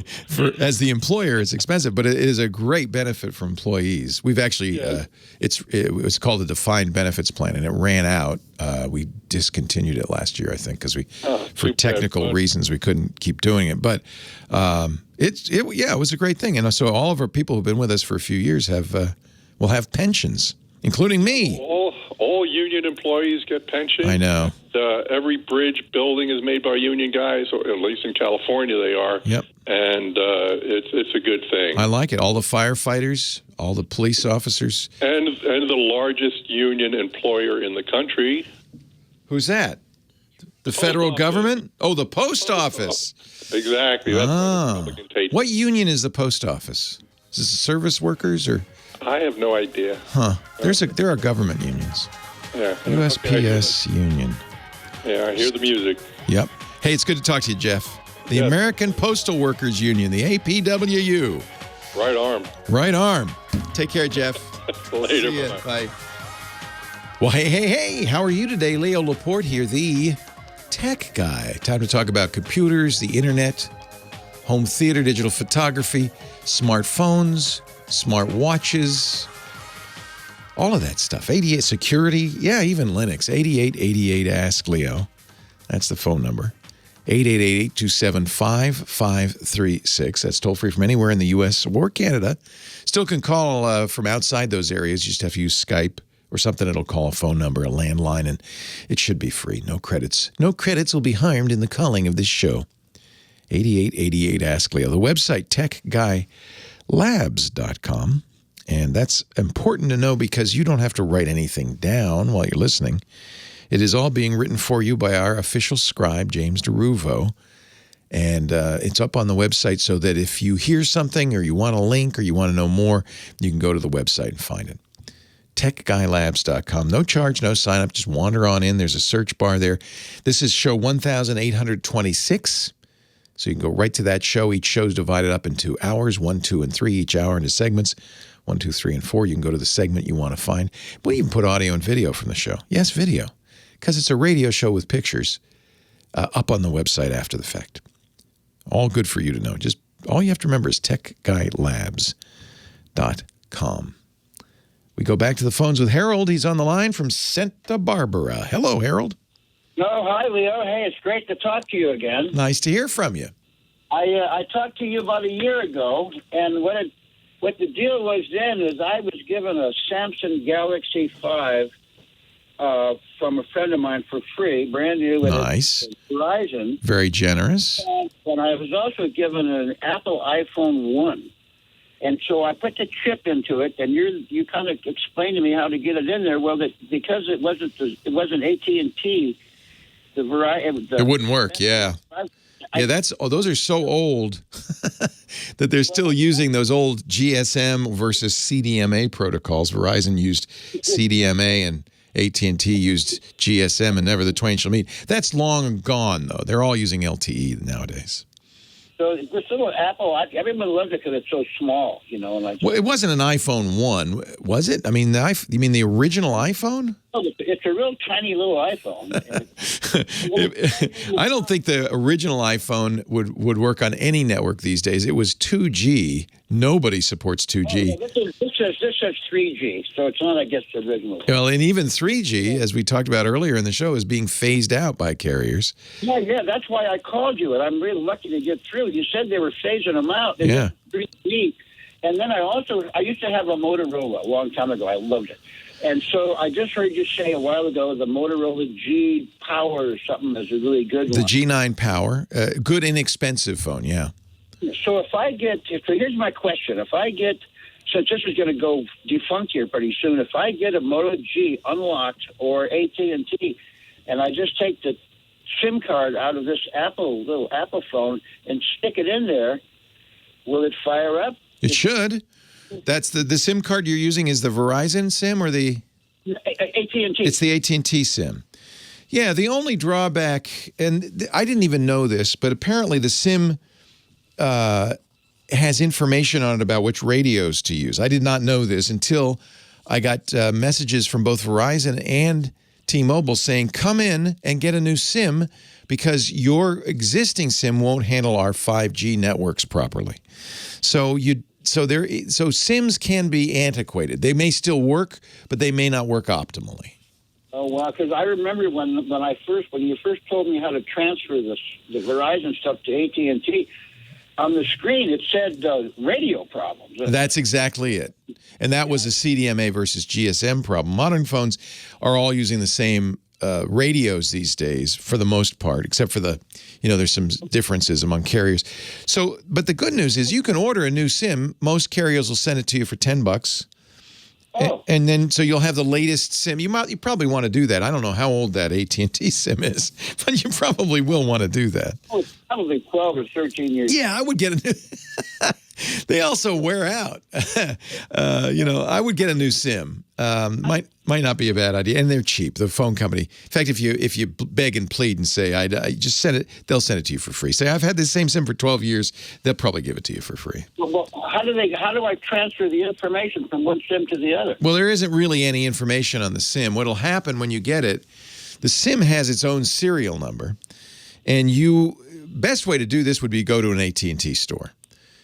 And say, here's my account, and they will give you a fresh SIM, put it in, and they'll even make sure that the phone activates. Because what happens once you put the SIM is you have to tie that serial number to your phone number so that it's your account.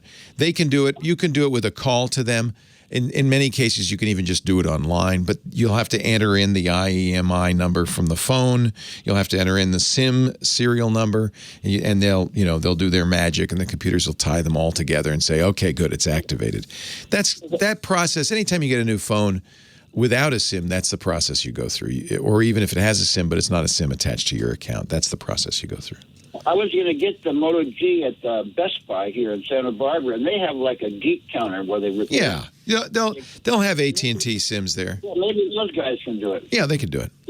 So I have another question. Now, I don't think there's a memory card in this little iPhone. Everything's in the iPhone. No, they didn't have in those days. In fact, Apple's never had additional memory cards. You always had to have internal memory. It was only the Android devices that. Well, how do I get all the pictures from the iCloud into the new Moto G? Will that automatically shoot in there on the iCloud? No, because iCloud's Apple only. So now you got. Do you have a computer? I have 3 iPads and a HP laptop. Okay, so you'll get the iTunes software for the HP, connect the Apple iPhone to the HP via a cable. It'll copy everything, including the photos, and then you can copy from the HP. You can do a couple of things. My suggestion would be use Google Photos, upload it to Google Photos, and then it will download automatically to your phone, or you can copy it directly to your phone if you want. Can I go to Google Photos on this iPhone? Yes. Oh, that's the easiest way to do it. Yeah, I'll just put Google Photos in your iPhone. Google Photos will copy all the photos off your iPhone to Google Photos.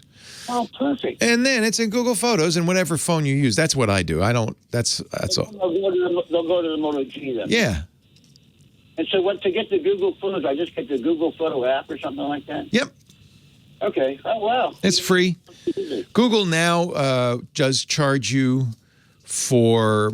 I think if you get more than 15 gigs of photos, which you I'm sure do not, it'll start charging you a small amount of money for Google Drive storage. That's a big change. They used to do it for free, but now they charge you. You can also use, Amazon. If you have an Amazon Prime account. No. No. Okay. If you have Amazon Prime, they'll do it for free. There are other services that will do it. Shutterfly, I think, will do it for free. And the nice thing about Amazon Prime and Shutterfly is they use the original quality photos. Google Photos may shrink it down a little bit in the JPEG so it doesn't occupy as much space. I don't notice any degradation in quality when they do that, but if you have... This afternoon, I'm going to go out to Best Buy, get a Moto G, Unlock, or AT&T. Does it matter? Either one will work AT&T. Yeah, either one. Yeah, if you lock it, then if you wanted to move carriers, it's a little more complicated. I always get unlocked. No, AT&T's fine. Then I'll just bring the phone and my little Apple phone over to their service. Hey, help me. Help me. Yeah. Yeah, man. Thank you, Leo, so much. Hey, it's a pleasure. Always a pleasure to talk. We'll talk to you again next year. Okay. Thanks, Harold. Hey, so just off the FCC page, mobile carriers are shutting down their 3G networks because they're putting in 5G. So the technologies now that are continuing forward are LTE and 5G. If you have a phone that does 3G, that's not going to work anymore. In fact, some older mobile phones, even if they're 4G, if they don't support voice over LTE, those won't work either because that's how voice works now. It's data. It's voice over LTE. So that's why some phones, like the A50 that we were talking about in the first hour, he got a message from his carrier saying that you're not going to be able to use that coming soon. Now, this isn't starting till next year. AT&T will shut down its 3G network by February of 2022. Verizon will finish by the end of this next year, December 31st, 2022. T-Mobile is shutting down Sprint's 3G network. That'll be over January 1st. And the LTE network from Sprint's also being shut down because, as you know, T-Mobile merged with Sprint, and they're shutting the entire Sprint network down. That'll be June 30th. So if you are a Sprint customer, you're going to want to talk to T-Mobile about what you need to do. T-Mobile's own 2G and 3G networks will also be shut down, but they haven't yet announced a date.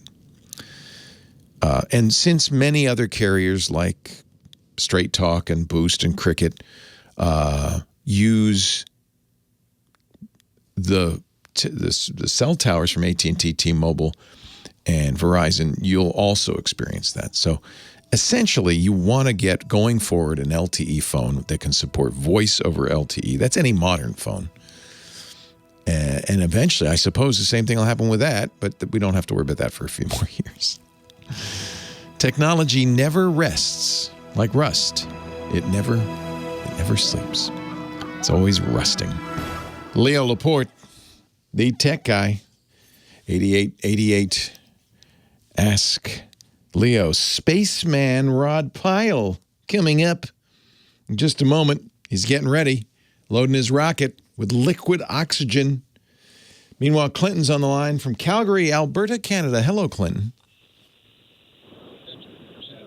Hello, Clinton. Hello, Clinton. Now, see, he's not muted because I can hear audio, but I think he's listening to the radio, which means he won't respond to me in 40 seconds because that's our delay, is 40 seconds. So 40 seconds from now, Clinton will say hello. Shall we count it? Hello, Clinton. Yeah, see, I hear myself in the background. 8888, ask Leo. By the time he figures it out, we'll have moved on, I guess. Maybe not. Looks like, well, the lines are lighting up, but I don't have anybody cleared for landing. Let's try Clinton again now. Hi, Clinton. Hello, Leo. Hey, welcome. Hello. Hello. Hello. Turn off your radio. Oh, okay. There we go. The radio is 40 seconds after the phone. So if you wait till you hear me talk to you on the radio, we'll be long gone. What can I do for you, Clinton? Oh, hi. Well, actually, I'm watching you on a Raspberry Pi 3. Oh, so you're not on the radio, but even the stream is delayed because of, making a stream takes a while. Yeah. Yeah, I think it's even delayed more. Maybe. But, maybe. Anyway, I was wondering if you could help me out. Basically, I'm trying to phase out Windows, right? I use ever since I got iOS, I don't use Windows anymore.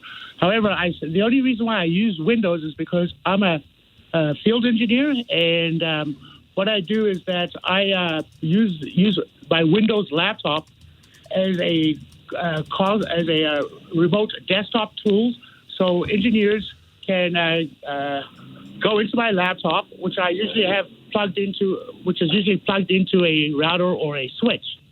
Okay? Right. And basically, they can make changes to the switches, right? Oh wow! What is the industry? It's basically telecom installation and repair and like physical layer network. So basically, the blue collar work when it comes to IT networking, which makes it all work. Without you, we got nothing. So okay, keep up the good work. We need that physical layer. Let me tell you, Clinton. So you're using a PC. Is there special software you use to do this? No. Basically, what I do is just basically use my Windows laptop, and I use the ports on it, either the serial ports or the data jet. Ah. Right? Sometimes they want to consolidate. So it's there's a serial interface to the switcher, basically.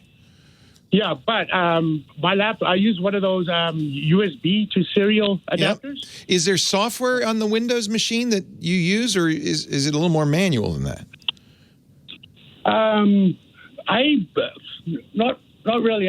Well, if you install the adapter, you got to install the driver. But now with Windows 10, it does it automatically. Yeah, I mean that's a simple thing. Yeah. So, in fact, you could do this on a Raspberry Pi because the Raspberry Pi has a serial interface. I'm just wondering what is it that you use to look at these on-off bits? You must have software on the other end. Well, what the remote engineer does is just they use one of those remote PC programs. Yeah. Right, and basically they take control of my laptop. Yeah. They can do whatever they want on it. Are they doing it on the command line? I mean, how? So I understand you've got a serial interface to the device that you're controlling. That's fine, but there must be something running on Windows that takes that serial interface and manipulates it, unless you're doing it from with a command line. Well, they usually do whatever they do. Sometimes they'll use command line or whatever, but it's basically... well, the whatever is important. The only reason I mention this is the whatever may be a Windows app, in which case it's going to be hard to phase out Windows unless you can find an equivalent app on Linux or Mac or whatever else you want to use. The hardware is not going to be a problem. You can get a USB to serial interface for any device. That's not a big deal. In fact, the Raspberry Pi has its own serial interface. You don't even need an adapter. But you need you do. You need a physical connector. That's all. The Raspberry Pi 4, it has a network jack. Yep. You could use that, or you could use the pins on it to do that as well. Exactly. Yeah. Exactly. But I think you would still need software to interpret the signal it's getting from the serial port. From the serial port? I think we're at cross purposes here, so I'm not sure. Oh, okay. So you're connecting this up to some sort of SCADA device or something, and then in the computer, then the engineers, they're logging into your computer. I understand that, but then they're doing something on the Windows device. Oh, correct. To set the SCADA device. So what are they using on the Windows device to manipulate those bits? They open up a console port. They usually open up PuTTY. PuTTY. Okay, so they're just using TTY. Then that's no problem. Yeah. Then because every computer will be able to do that. So I get it. So the serial interface is a TTY interface. That's a standard. It actually is short for teletypewriter, believe it or not.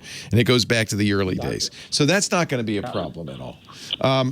We got to take a break. Leo Laporte, the tech guy, space guy, next. But let me, as long as I got you, this is, okay, so yeah, once you said putty, now I understand. So basically, and that's, by the way, why the Raspberry Pi would be a perfect thing. Except that they have to remote into it, which would be the only tricky thing. But you could set up SSH on a Raspberry Pi. You could actually be easy, Clinton, to make a dedicated device, since you know Raspberry Pi already, to be a little box the size of an Altoids tin. You'd plug the serial interface into, you'd plug it into the network, and then they could log in and use TTY. Why don't they TTY direct? Because they'd have to physically be there, huh? I guess so. And sometimes they would use the Ethernet port for. So basically, you're using the Now I understand. You're using the PC to basically put that TTY interface on the internet. Exactly. So they can remote into it. Now I understand. Yeah. Yeah. Okay, So there'd be a lot of ways to do that. That actually is not a complicated thing at all. They're probably, and I think a Raspberry Pi would do it, but if you wanted to waste money on a Mac to do it, you could do it with a Mac easily. No. I want to use a Raspberry Pi because a Raspberry Pi can fit into my toolkit. Exactly. You could have a little box, a Windows and it has two interfaces. It has you connect to the, what do they call those pins, the ODI or whatever, the pins. You have a serial port coming out of that goes to the SCADA device, and then you have your Ethernet coming out that goes to the internet, and the Raspberry Pi, all it does is run a terminal. Well, GPIO, that's it. Thank you, the GPIO. My phone or my tablet. I use my phone as my tablet, which creates a hotspot. All right. Wow. A hotspot using LTE, right? So you're underground doing this. I'm all over the place, right? Up on a pole, underground, in a central office. Yeah. It's either basically most devices are either firewalls, routers, or switches, right? Right, and they're all controlled. You configure that switch, right? You all controlled via a local TTY interface. So basically, you're setting up a local TTY interface on the internet. I understand. That makes sense. Yeah. Mm-hmm. Yeah. So, what's the question? With the Raspberry Pi 4, I have. What is the best operating system? Linux, Raspbian to make this very easy. Yeah. Okay. And then, bear in mind, right? The remote the remote engineer is most likely using a Windows, right? So, is most likely using a Windows machine to do his work. That doesn't matter, because the Raspberry Pi can run VNC. It can even run RDP, as we just learned, so that they can remote into it. You would set it up so that there was a terminal interface there. You'd also have to set up the serial to USB interface for the Raspberry Pi. Right. I think they use software like TeamViewer or those. That's other... They would want to see TeamViewer is its own protocol. I think the open protocols, the commonly used protocols, are VNC. So they could use, there's a lot of VNC players like Chicken of the VNC that they could use. Those are free. Remote desktop protocol, if they're using Windows RDP, they just use Windows, and you can support RDP. I don't know what TeamViewer uses. I don't know. Remote PC can do a Raspberry Pi. So there you go. And there is you don't need to use GPIO because there is, in fact, a USB to serial cable for the Raspberry Pi. So all of this is pretty doable. This is actually a great project. You can make a little box. It's just all you do is you go plug it in and it's done. Well, exactly. And best of it can fit in my fit in your pocket. I don't have to carry around a heavy PC anymore. Perfect. You're a Raspberry Pi guy. That's the way to do it. Hey, I got to run because it's time for Spaceman. It's time to talk space with our spaceman, Rod Pyle, editor-in-chief of Ad Astra Magazine, the official publication of the National Space Society, at space.nss.org. Dedicated, I love this, this is the subline, dedicated to the creation of a spacefaring civilization. He's living in the future. Hello, Rod. That's right. Hello. How you doing? I'm good. I don't know if I'll ever get to space fair, but maybe my grandkids. Me neither. Yeah. Somebody in the family. And we need to send you a newer issue. That one's a couple issues old. Oh, I have it somewhere. Oh, okay. Yeah. You should be getting them all. I'm sure I am. It's just interleaved with copies of Mad Magazine. Because Dick DiBartolo sends me the latest Mad Magazine, too. I've got it good, man. I got it good. Got to keep the culture up at the top. Yeah. So, hey, shall we start with the good news today? What's the good news? The good news is it looks like Perseverance got a sample on the second try. Yeah! Woohoo! So that first attempt, which didn't work, was kind of an interesting rock that looked like a paver stone almost. And the reason they like that is that it's a piece that it's flat. It's flat in the ground, but it's raised up because the soil's eroded around it, and it's left this rock sitting there. So they thought, well, that's something we want to see, but that didn't work. It was too crumbly. So they went to a real rock sitting up above the surface and did a drill, a core. It's about the size of your index finger, a little bit longer. And so they got it back, and they inverted the tube, and they look in it with the camera. Well, it's late in the day, so it's dark. So all they can see is that there's a hole there, right? So that's a little frustrating. But then they're able to get another picture, which did confirm there was something in there. So they don't know that it's full, but they did get a sample this time. So that's it. We got a piece of Mars, kids. Yes. Now, the next trick to get it home. Yeah. And there's funding for that. It's just not quite full funding yet, but they're hoping by 2028 they'll be able to pick up a fetch rover. But it's tough. They literally have to launch a new mission to go to Mars to get the rock. Yeah, and both we and the Soviet Union looked at this for decades, but it's so complicated on the robotics side. They better not steal our rocks. Oh, no chance. You don't think the Chinese are going to come along and say, we got it? Well, the Chinese have succeeded landing there. I know. That's what I'm saying. Maybe the Chinese rover's going to take a trip. Come on over. Can you imagine them strolling up to a meeting of the UN saying, hey, you guys want your sample? We just picked it up and brought it home. Yikes. That would be weird. But, you got to land. You got to have a fetch rover go where these designated waypoints are, where they drop the samples that they've taken with Perseverance. Then it's got to drive back to an ascent vehicle. That's got to go back up to orbit, dock with another spacecraft that brings it back to Earth.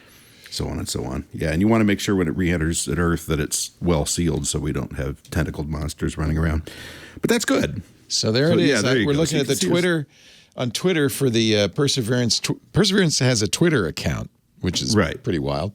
Its own personal. And they have tweeted. Cool. She's tweeted. Is it a she or a he? I don't know. I don't know. I think it's a she. It should be a she. She's tweeted a picture down the tube, and I guess with the light now they can see there's a little rock down there.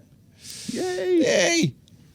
So that's the good news. Uh-oh. What's the bad news? Well, that's good news is we got a report. There was a press conference with the head of the Russian Space Agency, who said, our relationship was getting a little uncomfortable with them. It's been good for, 25 years as we've been working on the space should be station apolitical, but as we know, nothing's apolitical these days.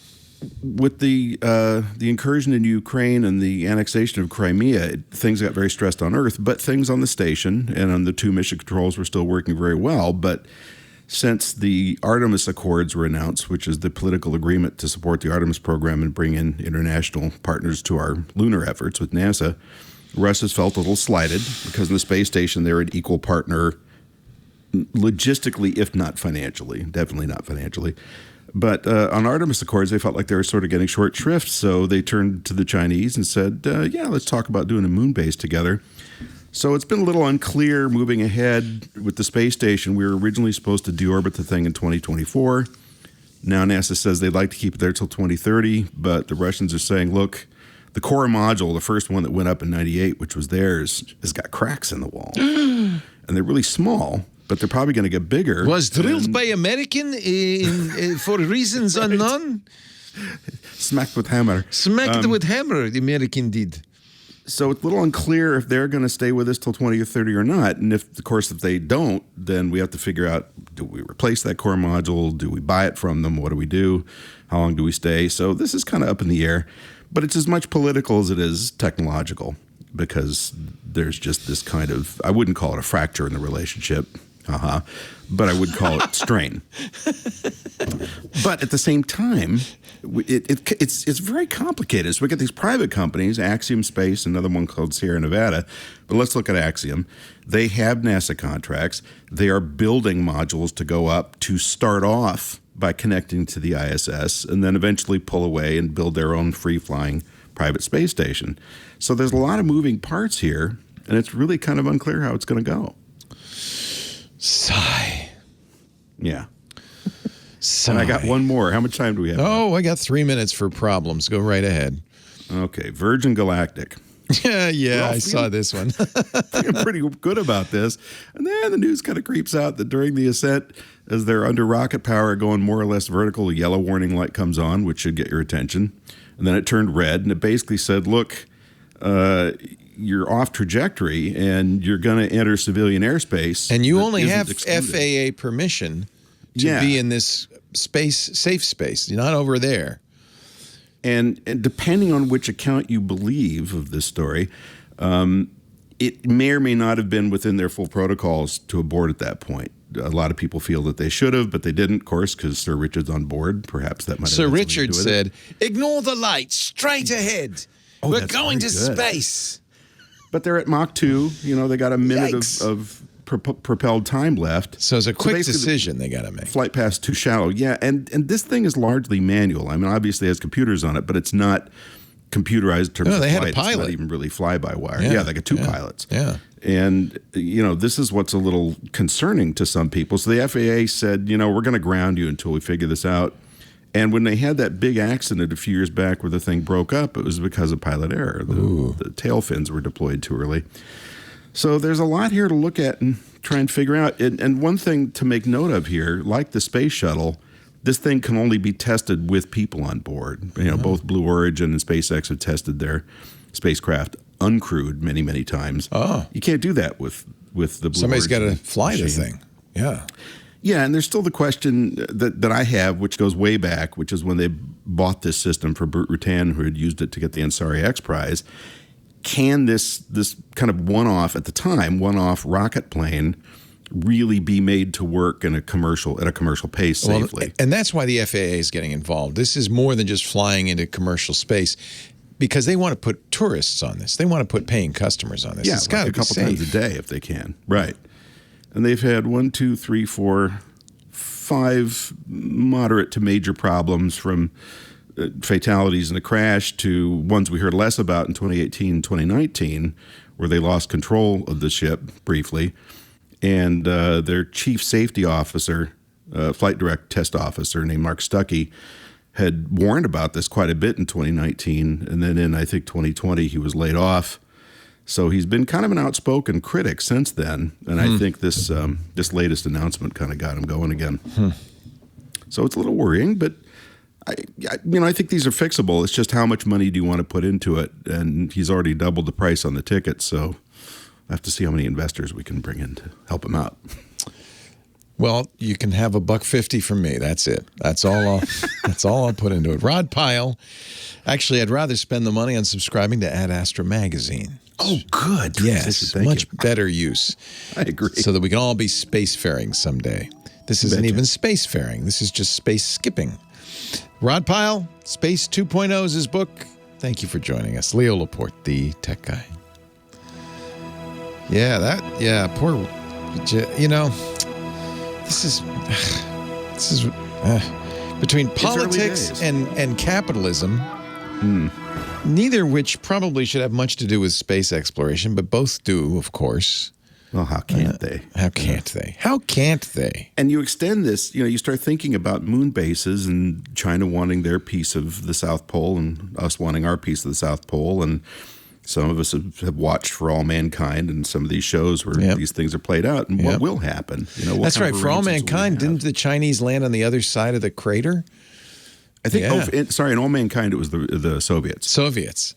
Yeah, the Russians. A shooting conflict. Yeah. It was Space Force, where it was the Chinese. And did you watch any of that? Oh, that was Space Force. I loved Space Force. You know, it was a little slow to get started, but that scene where the Chinese rover's driving to the American base and the American rover's to the Chinese base, they're waving at each other, and then they go over and sabotage them. And silly. Like, oh, we have no way to live. That's here now. right. I was trying to remember what show. I forgot it was that silly show. Oh, that's funny. By the way, I wanted to thank you. On one of your shows a couple weeks ago, you guys talked about, I don't think they're a sponsor of yours, but it's the Sleep 8 bed came up. Yes. Kevin Rose is all over that one. Well, so I heard that, and I'm a hot sleeper, so I dropped the bills, which is not insubstantial. It's more than $2,000. Did you get just the cover, or did you get the whole bed? Yeah, I got the whole schmear. Oh, you went all in. $600. But it's unbelievably great. I need something. I just don't sleep at all anymore. Because you just, if you're a little warm or sweaty, you just turn it down. And then it, as you probably recall, it measures your temperature, your heartbeat, how many times you turn over, what temperature the room is, what temperature is outside, humidity, for God's sakes. And you love it. It constructs this profile for you, and it's really very comfortable. So is it a mattress? It's a mattress. It's a memory foam, complicated memory foam mattress system, and then a pad with plastic pipes in it running water through it. And then there's a base unit that looks just like an old PC. It's a water-cooled bed. It's a water jacket. And it controls the temperature of that water dynamically all night long. So you start off, in my case, it's kind of cool, and then it ramps up a little bit as you're sleeping, then warms up in the morning and vibrates when it's time to get up. I would get it, but we just got a brand new Casper like a couple of months ago. I kind of don't want to get a whole new mattress, but I guess they have a cover that does the same thing. Yeah, and you can put it on any mattress. Yeah, so I could put that on the Casper. And that's like, I don't know, $1,600. So it's still expensive. Oh, it's still expensive. I'd have to but it works talk brilliantly. Lisa into it. It's bad enough I return. have. Really? Oh. Yeah. All right. Okay. You're the second. Amy loved it. I think she got it. Who else got it? Yeah. Somebody else we know got it because of that conversation and loved it. Of course, Kevin's a huge fan. Now you. Wow. Well, and we're not young, and I don't know if you have this. I've had insomnia all my life, but I get into this. Sleep a few hours, wake up. I know that's what's killing me. I used to sleep really well, but age has not been kind. No. And now I got a sleep score of 80 last night, which is unheard of. Normally, that's incredible. Yeah, it's usually like 38. I got that new. I got my. So my. I wanted to. No, it wasn't 80. It was 73, but it's still good. 73 is good. I'll take it. It was before that. It was 46, 49, 49. So I'll take it. I don't know. I don't know what to do. I think it's just age. It's just a way of life. Well, it is. And the other thing I'm hearing from a lot of friends that are older is, a lot of people used to have a drink before they went to bed, but our systems process sugar differently than they used to. And 2 hours later, you wake up and you feel bad. Yeah, I don't drink, so that's good. I don't either. I pretty much stopped drinking. It up. Yeah. The best cure for insomnia, according to Web Shorts, is to get plenty of sleep. So, thank you. Such knowledge. Such knowledge. Thank you, Rod. Have a good one. Sleeping pills. Thank you. Take care. Bye. Again, thank you for letting me be your tech guy. Every week, I have to say I truly appreciate the chance to be here. 8888 Ask Leo if you want to call. Last segment of the show, thanks to, of course, our fabulous and wonderful musical director, Professor Lady Laura. Thanks to Kim Schaffer. She answers the phones. Thanks to all of you for calling and listening. And we just couldn't do it without you. 8888 Ask Leo. John, who's also here, my studio manager, reminds me that Father Robert Balaser, our digital Jesuit, did a know-how a couple of years ago on a lithium-powered, uninterruptible power supply case for the Raspberry Pi. This is what Clinton's going to need if he's going to have this little portable device. This is a battery-powered case for your Raspberry Pi. You can find out, Clinton, if you're interested, go to twit.tv/KH385. Twit.tv, that's our podcast network, /KH385, Know-How 385. I'll put a link in the show notes. That I didn't even talk about that, but of course that would be a nice addition. That way you don't have to plug it in or anything. You just carry it around with you. Micah on the line from Maine. Our airline I'm going to get Airplane Geeks. All right. That's the problem. I always start with line. I got to start with plane. Our Airplane Geek. Hello, Micah. And it's confusing because, as you know, I'm good friends with the airline pilot guy as well. So, and in fact, I'm probably going to get a call from him today after this phone call. But do you know, Leo, how sometimes you'll get a caller, and you'll get a caller who's trying to find a solution to a problem, and they're overcomplicating it like mad and constantly nuts with it, and it drives you crazy because it's such a simple solution. Yes. Well, you've been doing that to me all afternoon. Oh, no. What's the problem? Well, you know, you want to find something that you can record on the road so easily with. Yes. And you've been playing with this microphone all afternoon. Oh, yes. I have it right here. Yes. Well, you're going crazy. You're really overcomplicating the solution. What should I use to record remotely? You've heard me say it a dozen times. You get yourself an ATR 2100. I got one of them at home. Yeah. The 2100, not the other model. The 2100, the dynamic mic. Yep, that's the one I got. You plug that into your phone. You can plug it into an You record on your phone. Yeah, I use the Shure Motive app that gives me a WAV file. The quality of that microphone is just only a half a step or a step down from your PR40. It's a good mic, that ATR 2100. I agree. Very nice mic. And it's cheap. Yeah, $100. It's $100. Yeah. You're not spending a lot of money with it. I keep one. I bought it because of you. I keep one. I keep one in the trunk of my car. I keep one in my go bag. I have it ready anytime. And I wish that you would take that. See how small this is? And I don't need a phone.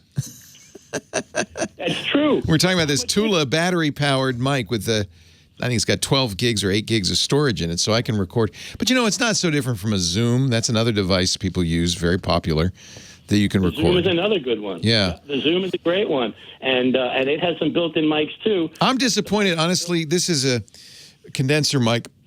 We've talked about this before. This was not on the air. I was showing this off during the break. This is the TULA mic, but it's a condenser mic, and I don't like condenser mics. I don't like the sound, and I have to say the sound's a little muddy on this. So, you know, I should just carry the ATR. One of the reasons, though, I will be honest with you, one of the reasons I'm looking for an alternative is because I can't blame you. It was my recommendation. I told one of our hosts, Jeff Jarvis, to get the ATR 2100. Oh, no, it was Paul Thurrott, to get the ATR 2100 because he was going to Mexico so he could do the show with us, and it never worked right. It was terrible. He used his laptop mic, which was even worse, for both episodes from Mexico. And so now I'm worried about the fragility of the ATR 2100. I've never had a problem with it. I banged them around. It's as solid as an SM. I wonder what he did. I wonder what happened to it. He may have gotten a bad one. It's possible. Yeah. Audio Technica guarantees it for life. Well, I'll tell him. He should send it back. Oh, wait a minute. He did replace it. Now, and then he said, oh, but it needs phantom power. I said, no, that's why you get the 2100, not the 2500, because it's a dynamic mic that doesn't need phantom power. So I don't really, by the way, on the Audio Technica site, they've got that wrong. They have that wrong. They say it does need phantom power, and that's where he was looking, but it doesn't. It only needs phantom power if you plug the headphones directly into the mic. And it'll draw the power. It draws the power from my iPhone without any problem. Right. So I don't know what's going on. But if you use it as an XLR connector, no problem. And if you plug it directly using a USB connector. It's a USB mic, yeah. Because of you and others who have recommended this, that's my stock recommendation for people who want a portable high-quality mic for their podcasts or whatever. It's inexpensive. The Audio Technica ATR 2100X, right? The X, yeah, that's the new one that takes USB 3. Yeah, USB-C. See, I like that. Yeah, I don't. You know, it's funny. I don't know why Paul was having trouble with it, but he was. Maybe I don't know. I'm looking for something. This is a little more compact, as you can tell. It's very small. I'm looking for something this is about the size of a headphone case that I could carry around with me, because someday I dream of doing the Tech Guy show from a cruise ship, from a boat, from the middle of the ocean. That's probably not going to happen. We recorded the Airplane Geeks live at the Smithsonian Institution Udvar-Hazy Center, Air and Space Museum. Oh, neat. I love that. That's my favorite museum. Oh, we do it every year. They have innovations in flight. Well, they didn't have it this year, but we do it every year from in front of the Enola Gay, the B-29. Yeah, that is an amazing. It's such a big museum. They have the space shuttle in there. They have a Blackbird SR-61 in there. That's an amazing place. I love that place. It's absolutely beautiful. They have an SST. They've got the Concorde in there as well. Concorde. Wow. They've got the first 707 that was actually a roll was done on a demonstration. They did an aileron. A jumbo jet in the museum. That's how big it is. 3 hangars. Micah? Leo, one more thing. Yes, sir. Have a moment. Yes, sir. A couple of weeks ago, I asked if you could get the MP3 stream available, and I was hoping to find it in the show notes, and it wasn't there. Because I'm trying to use my CC Wi-Fi Radio 3 and put in the... I think we found one for you. I don't know why it didn't get to the show notes. Now I'm going to have to remember, because Patrick Delahanty, our boss, our engineering guy, because that's the boss, said, I think it's twit.tv/ was it listen.xml? Now I can't remember. But yes, maybe we could put it in the show notes this week. So maybe if somebody remembers and writes it down. I don't do the show notes. That's the problem.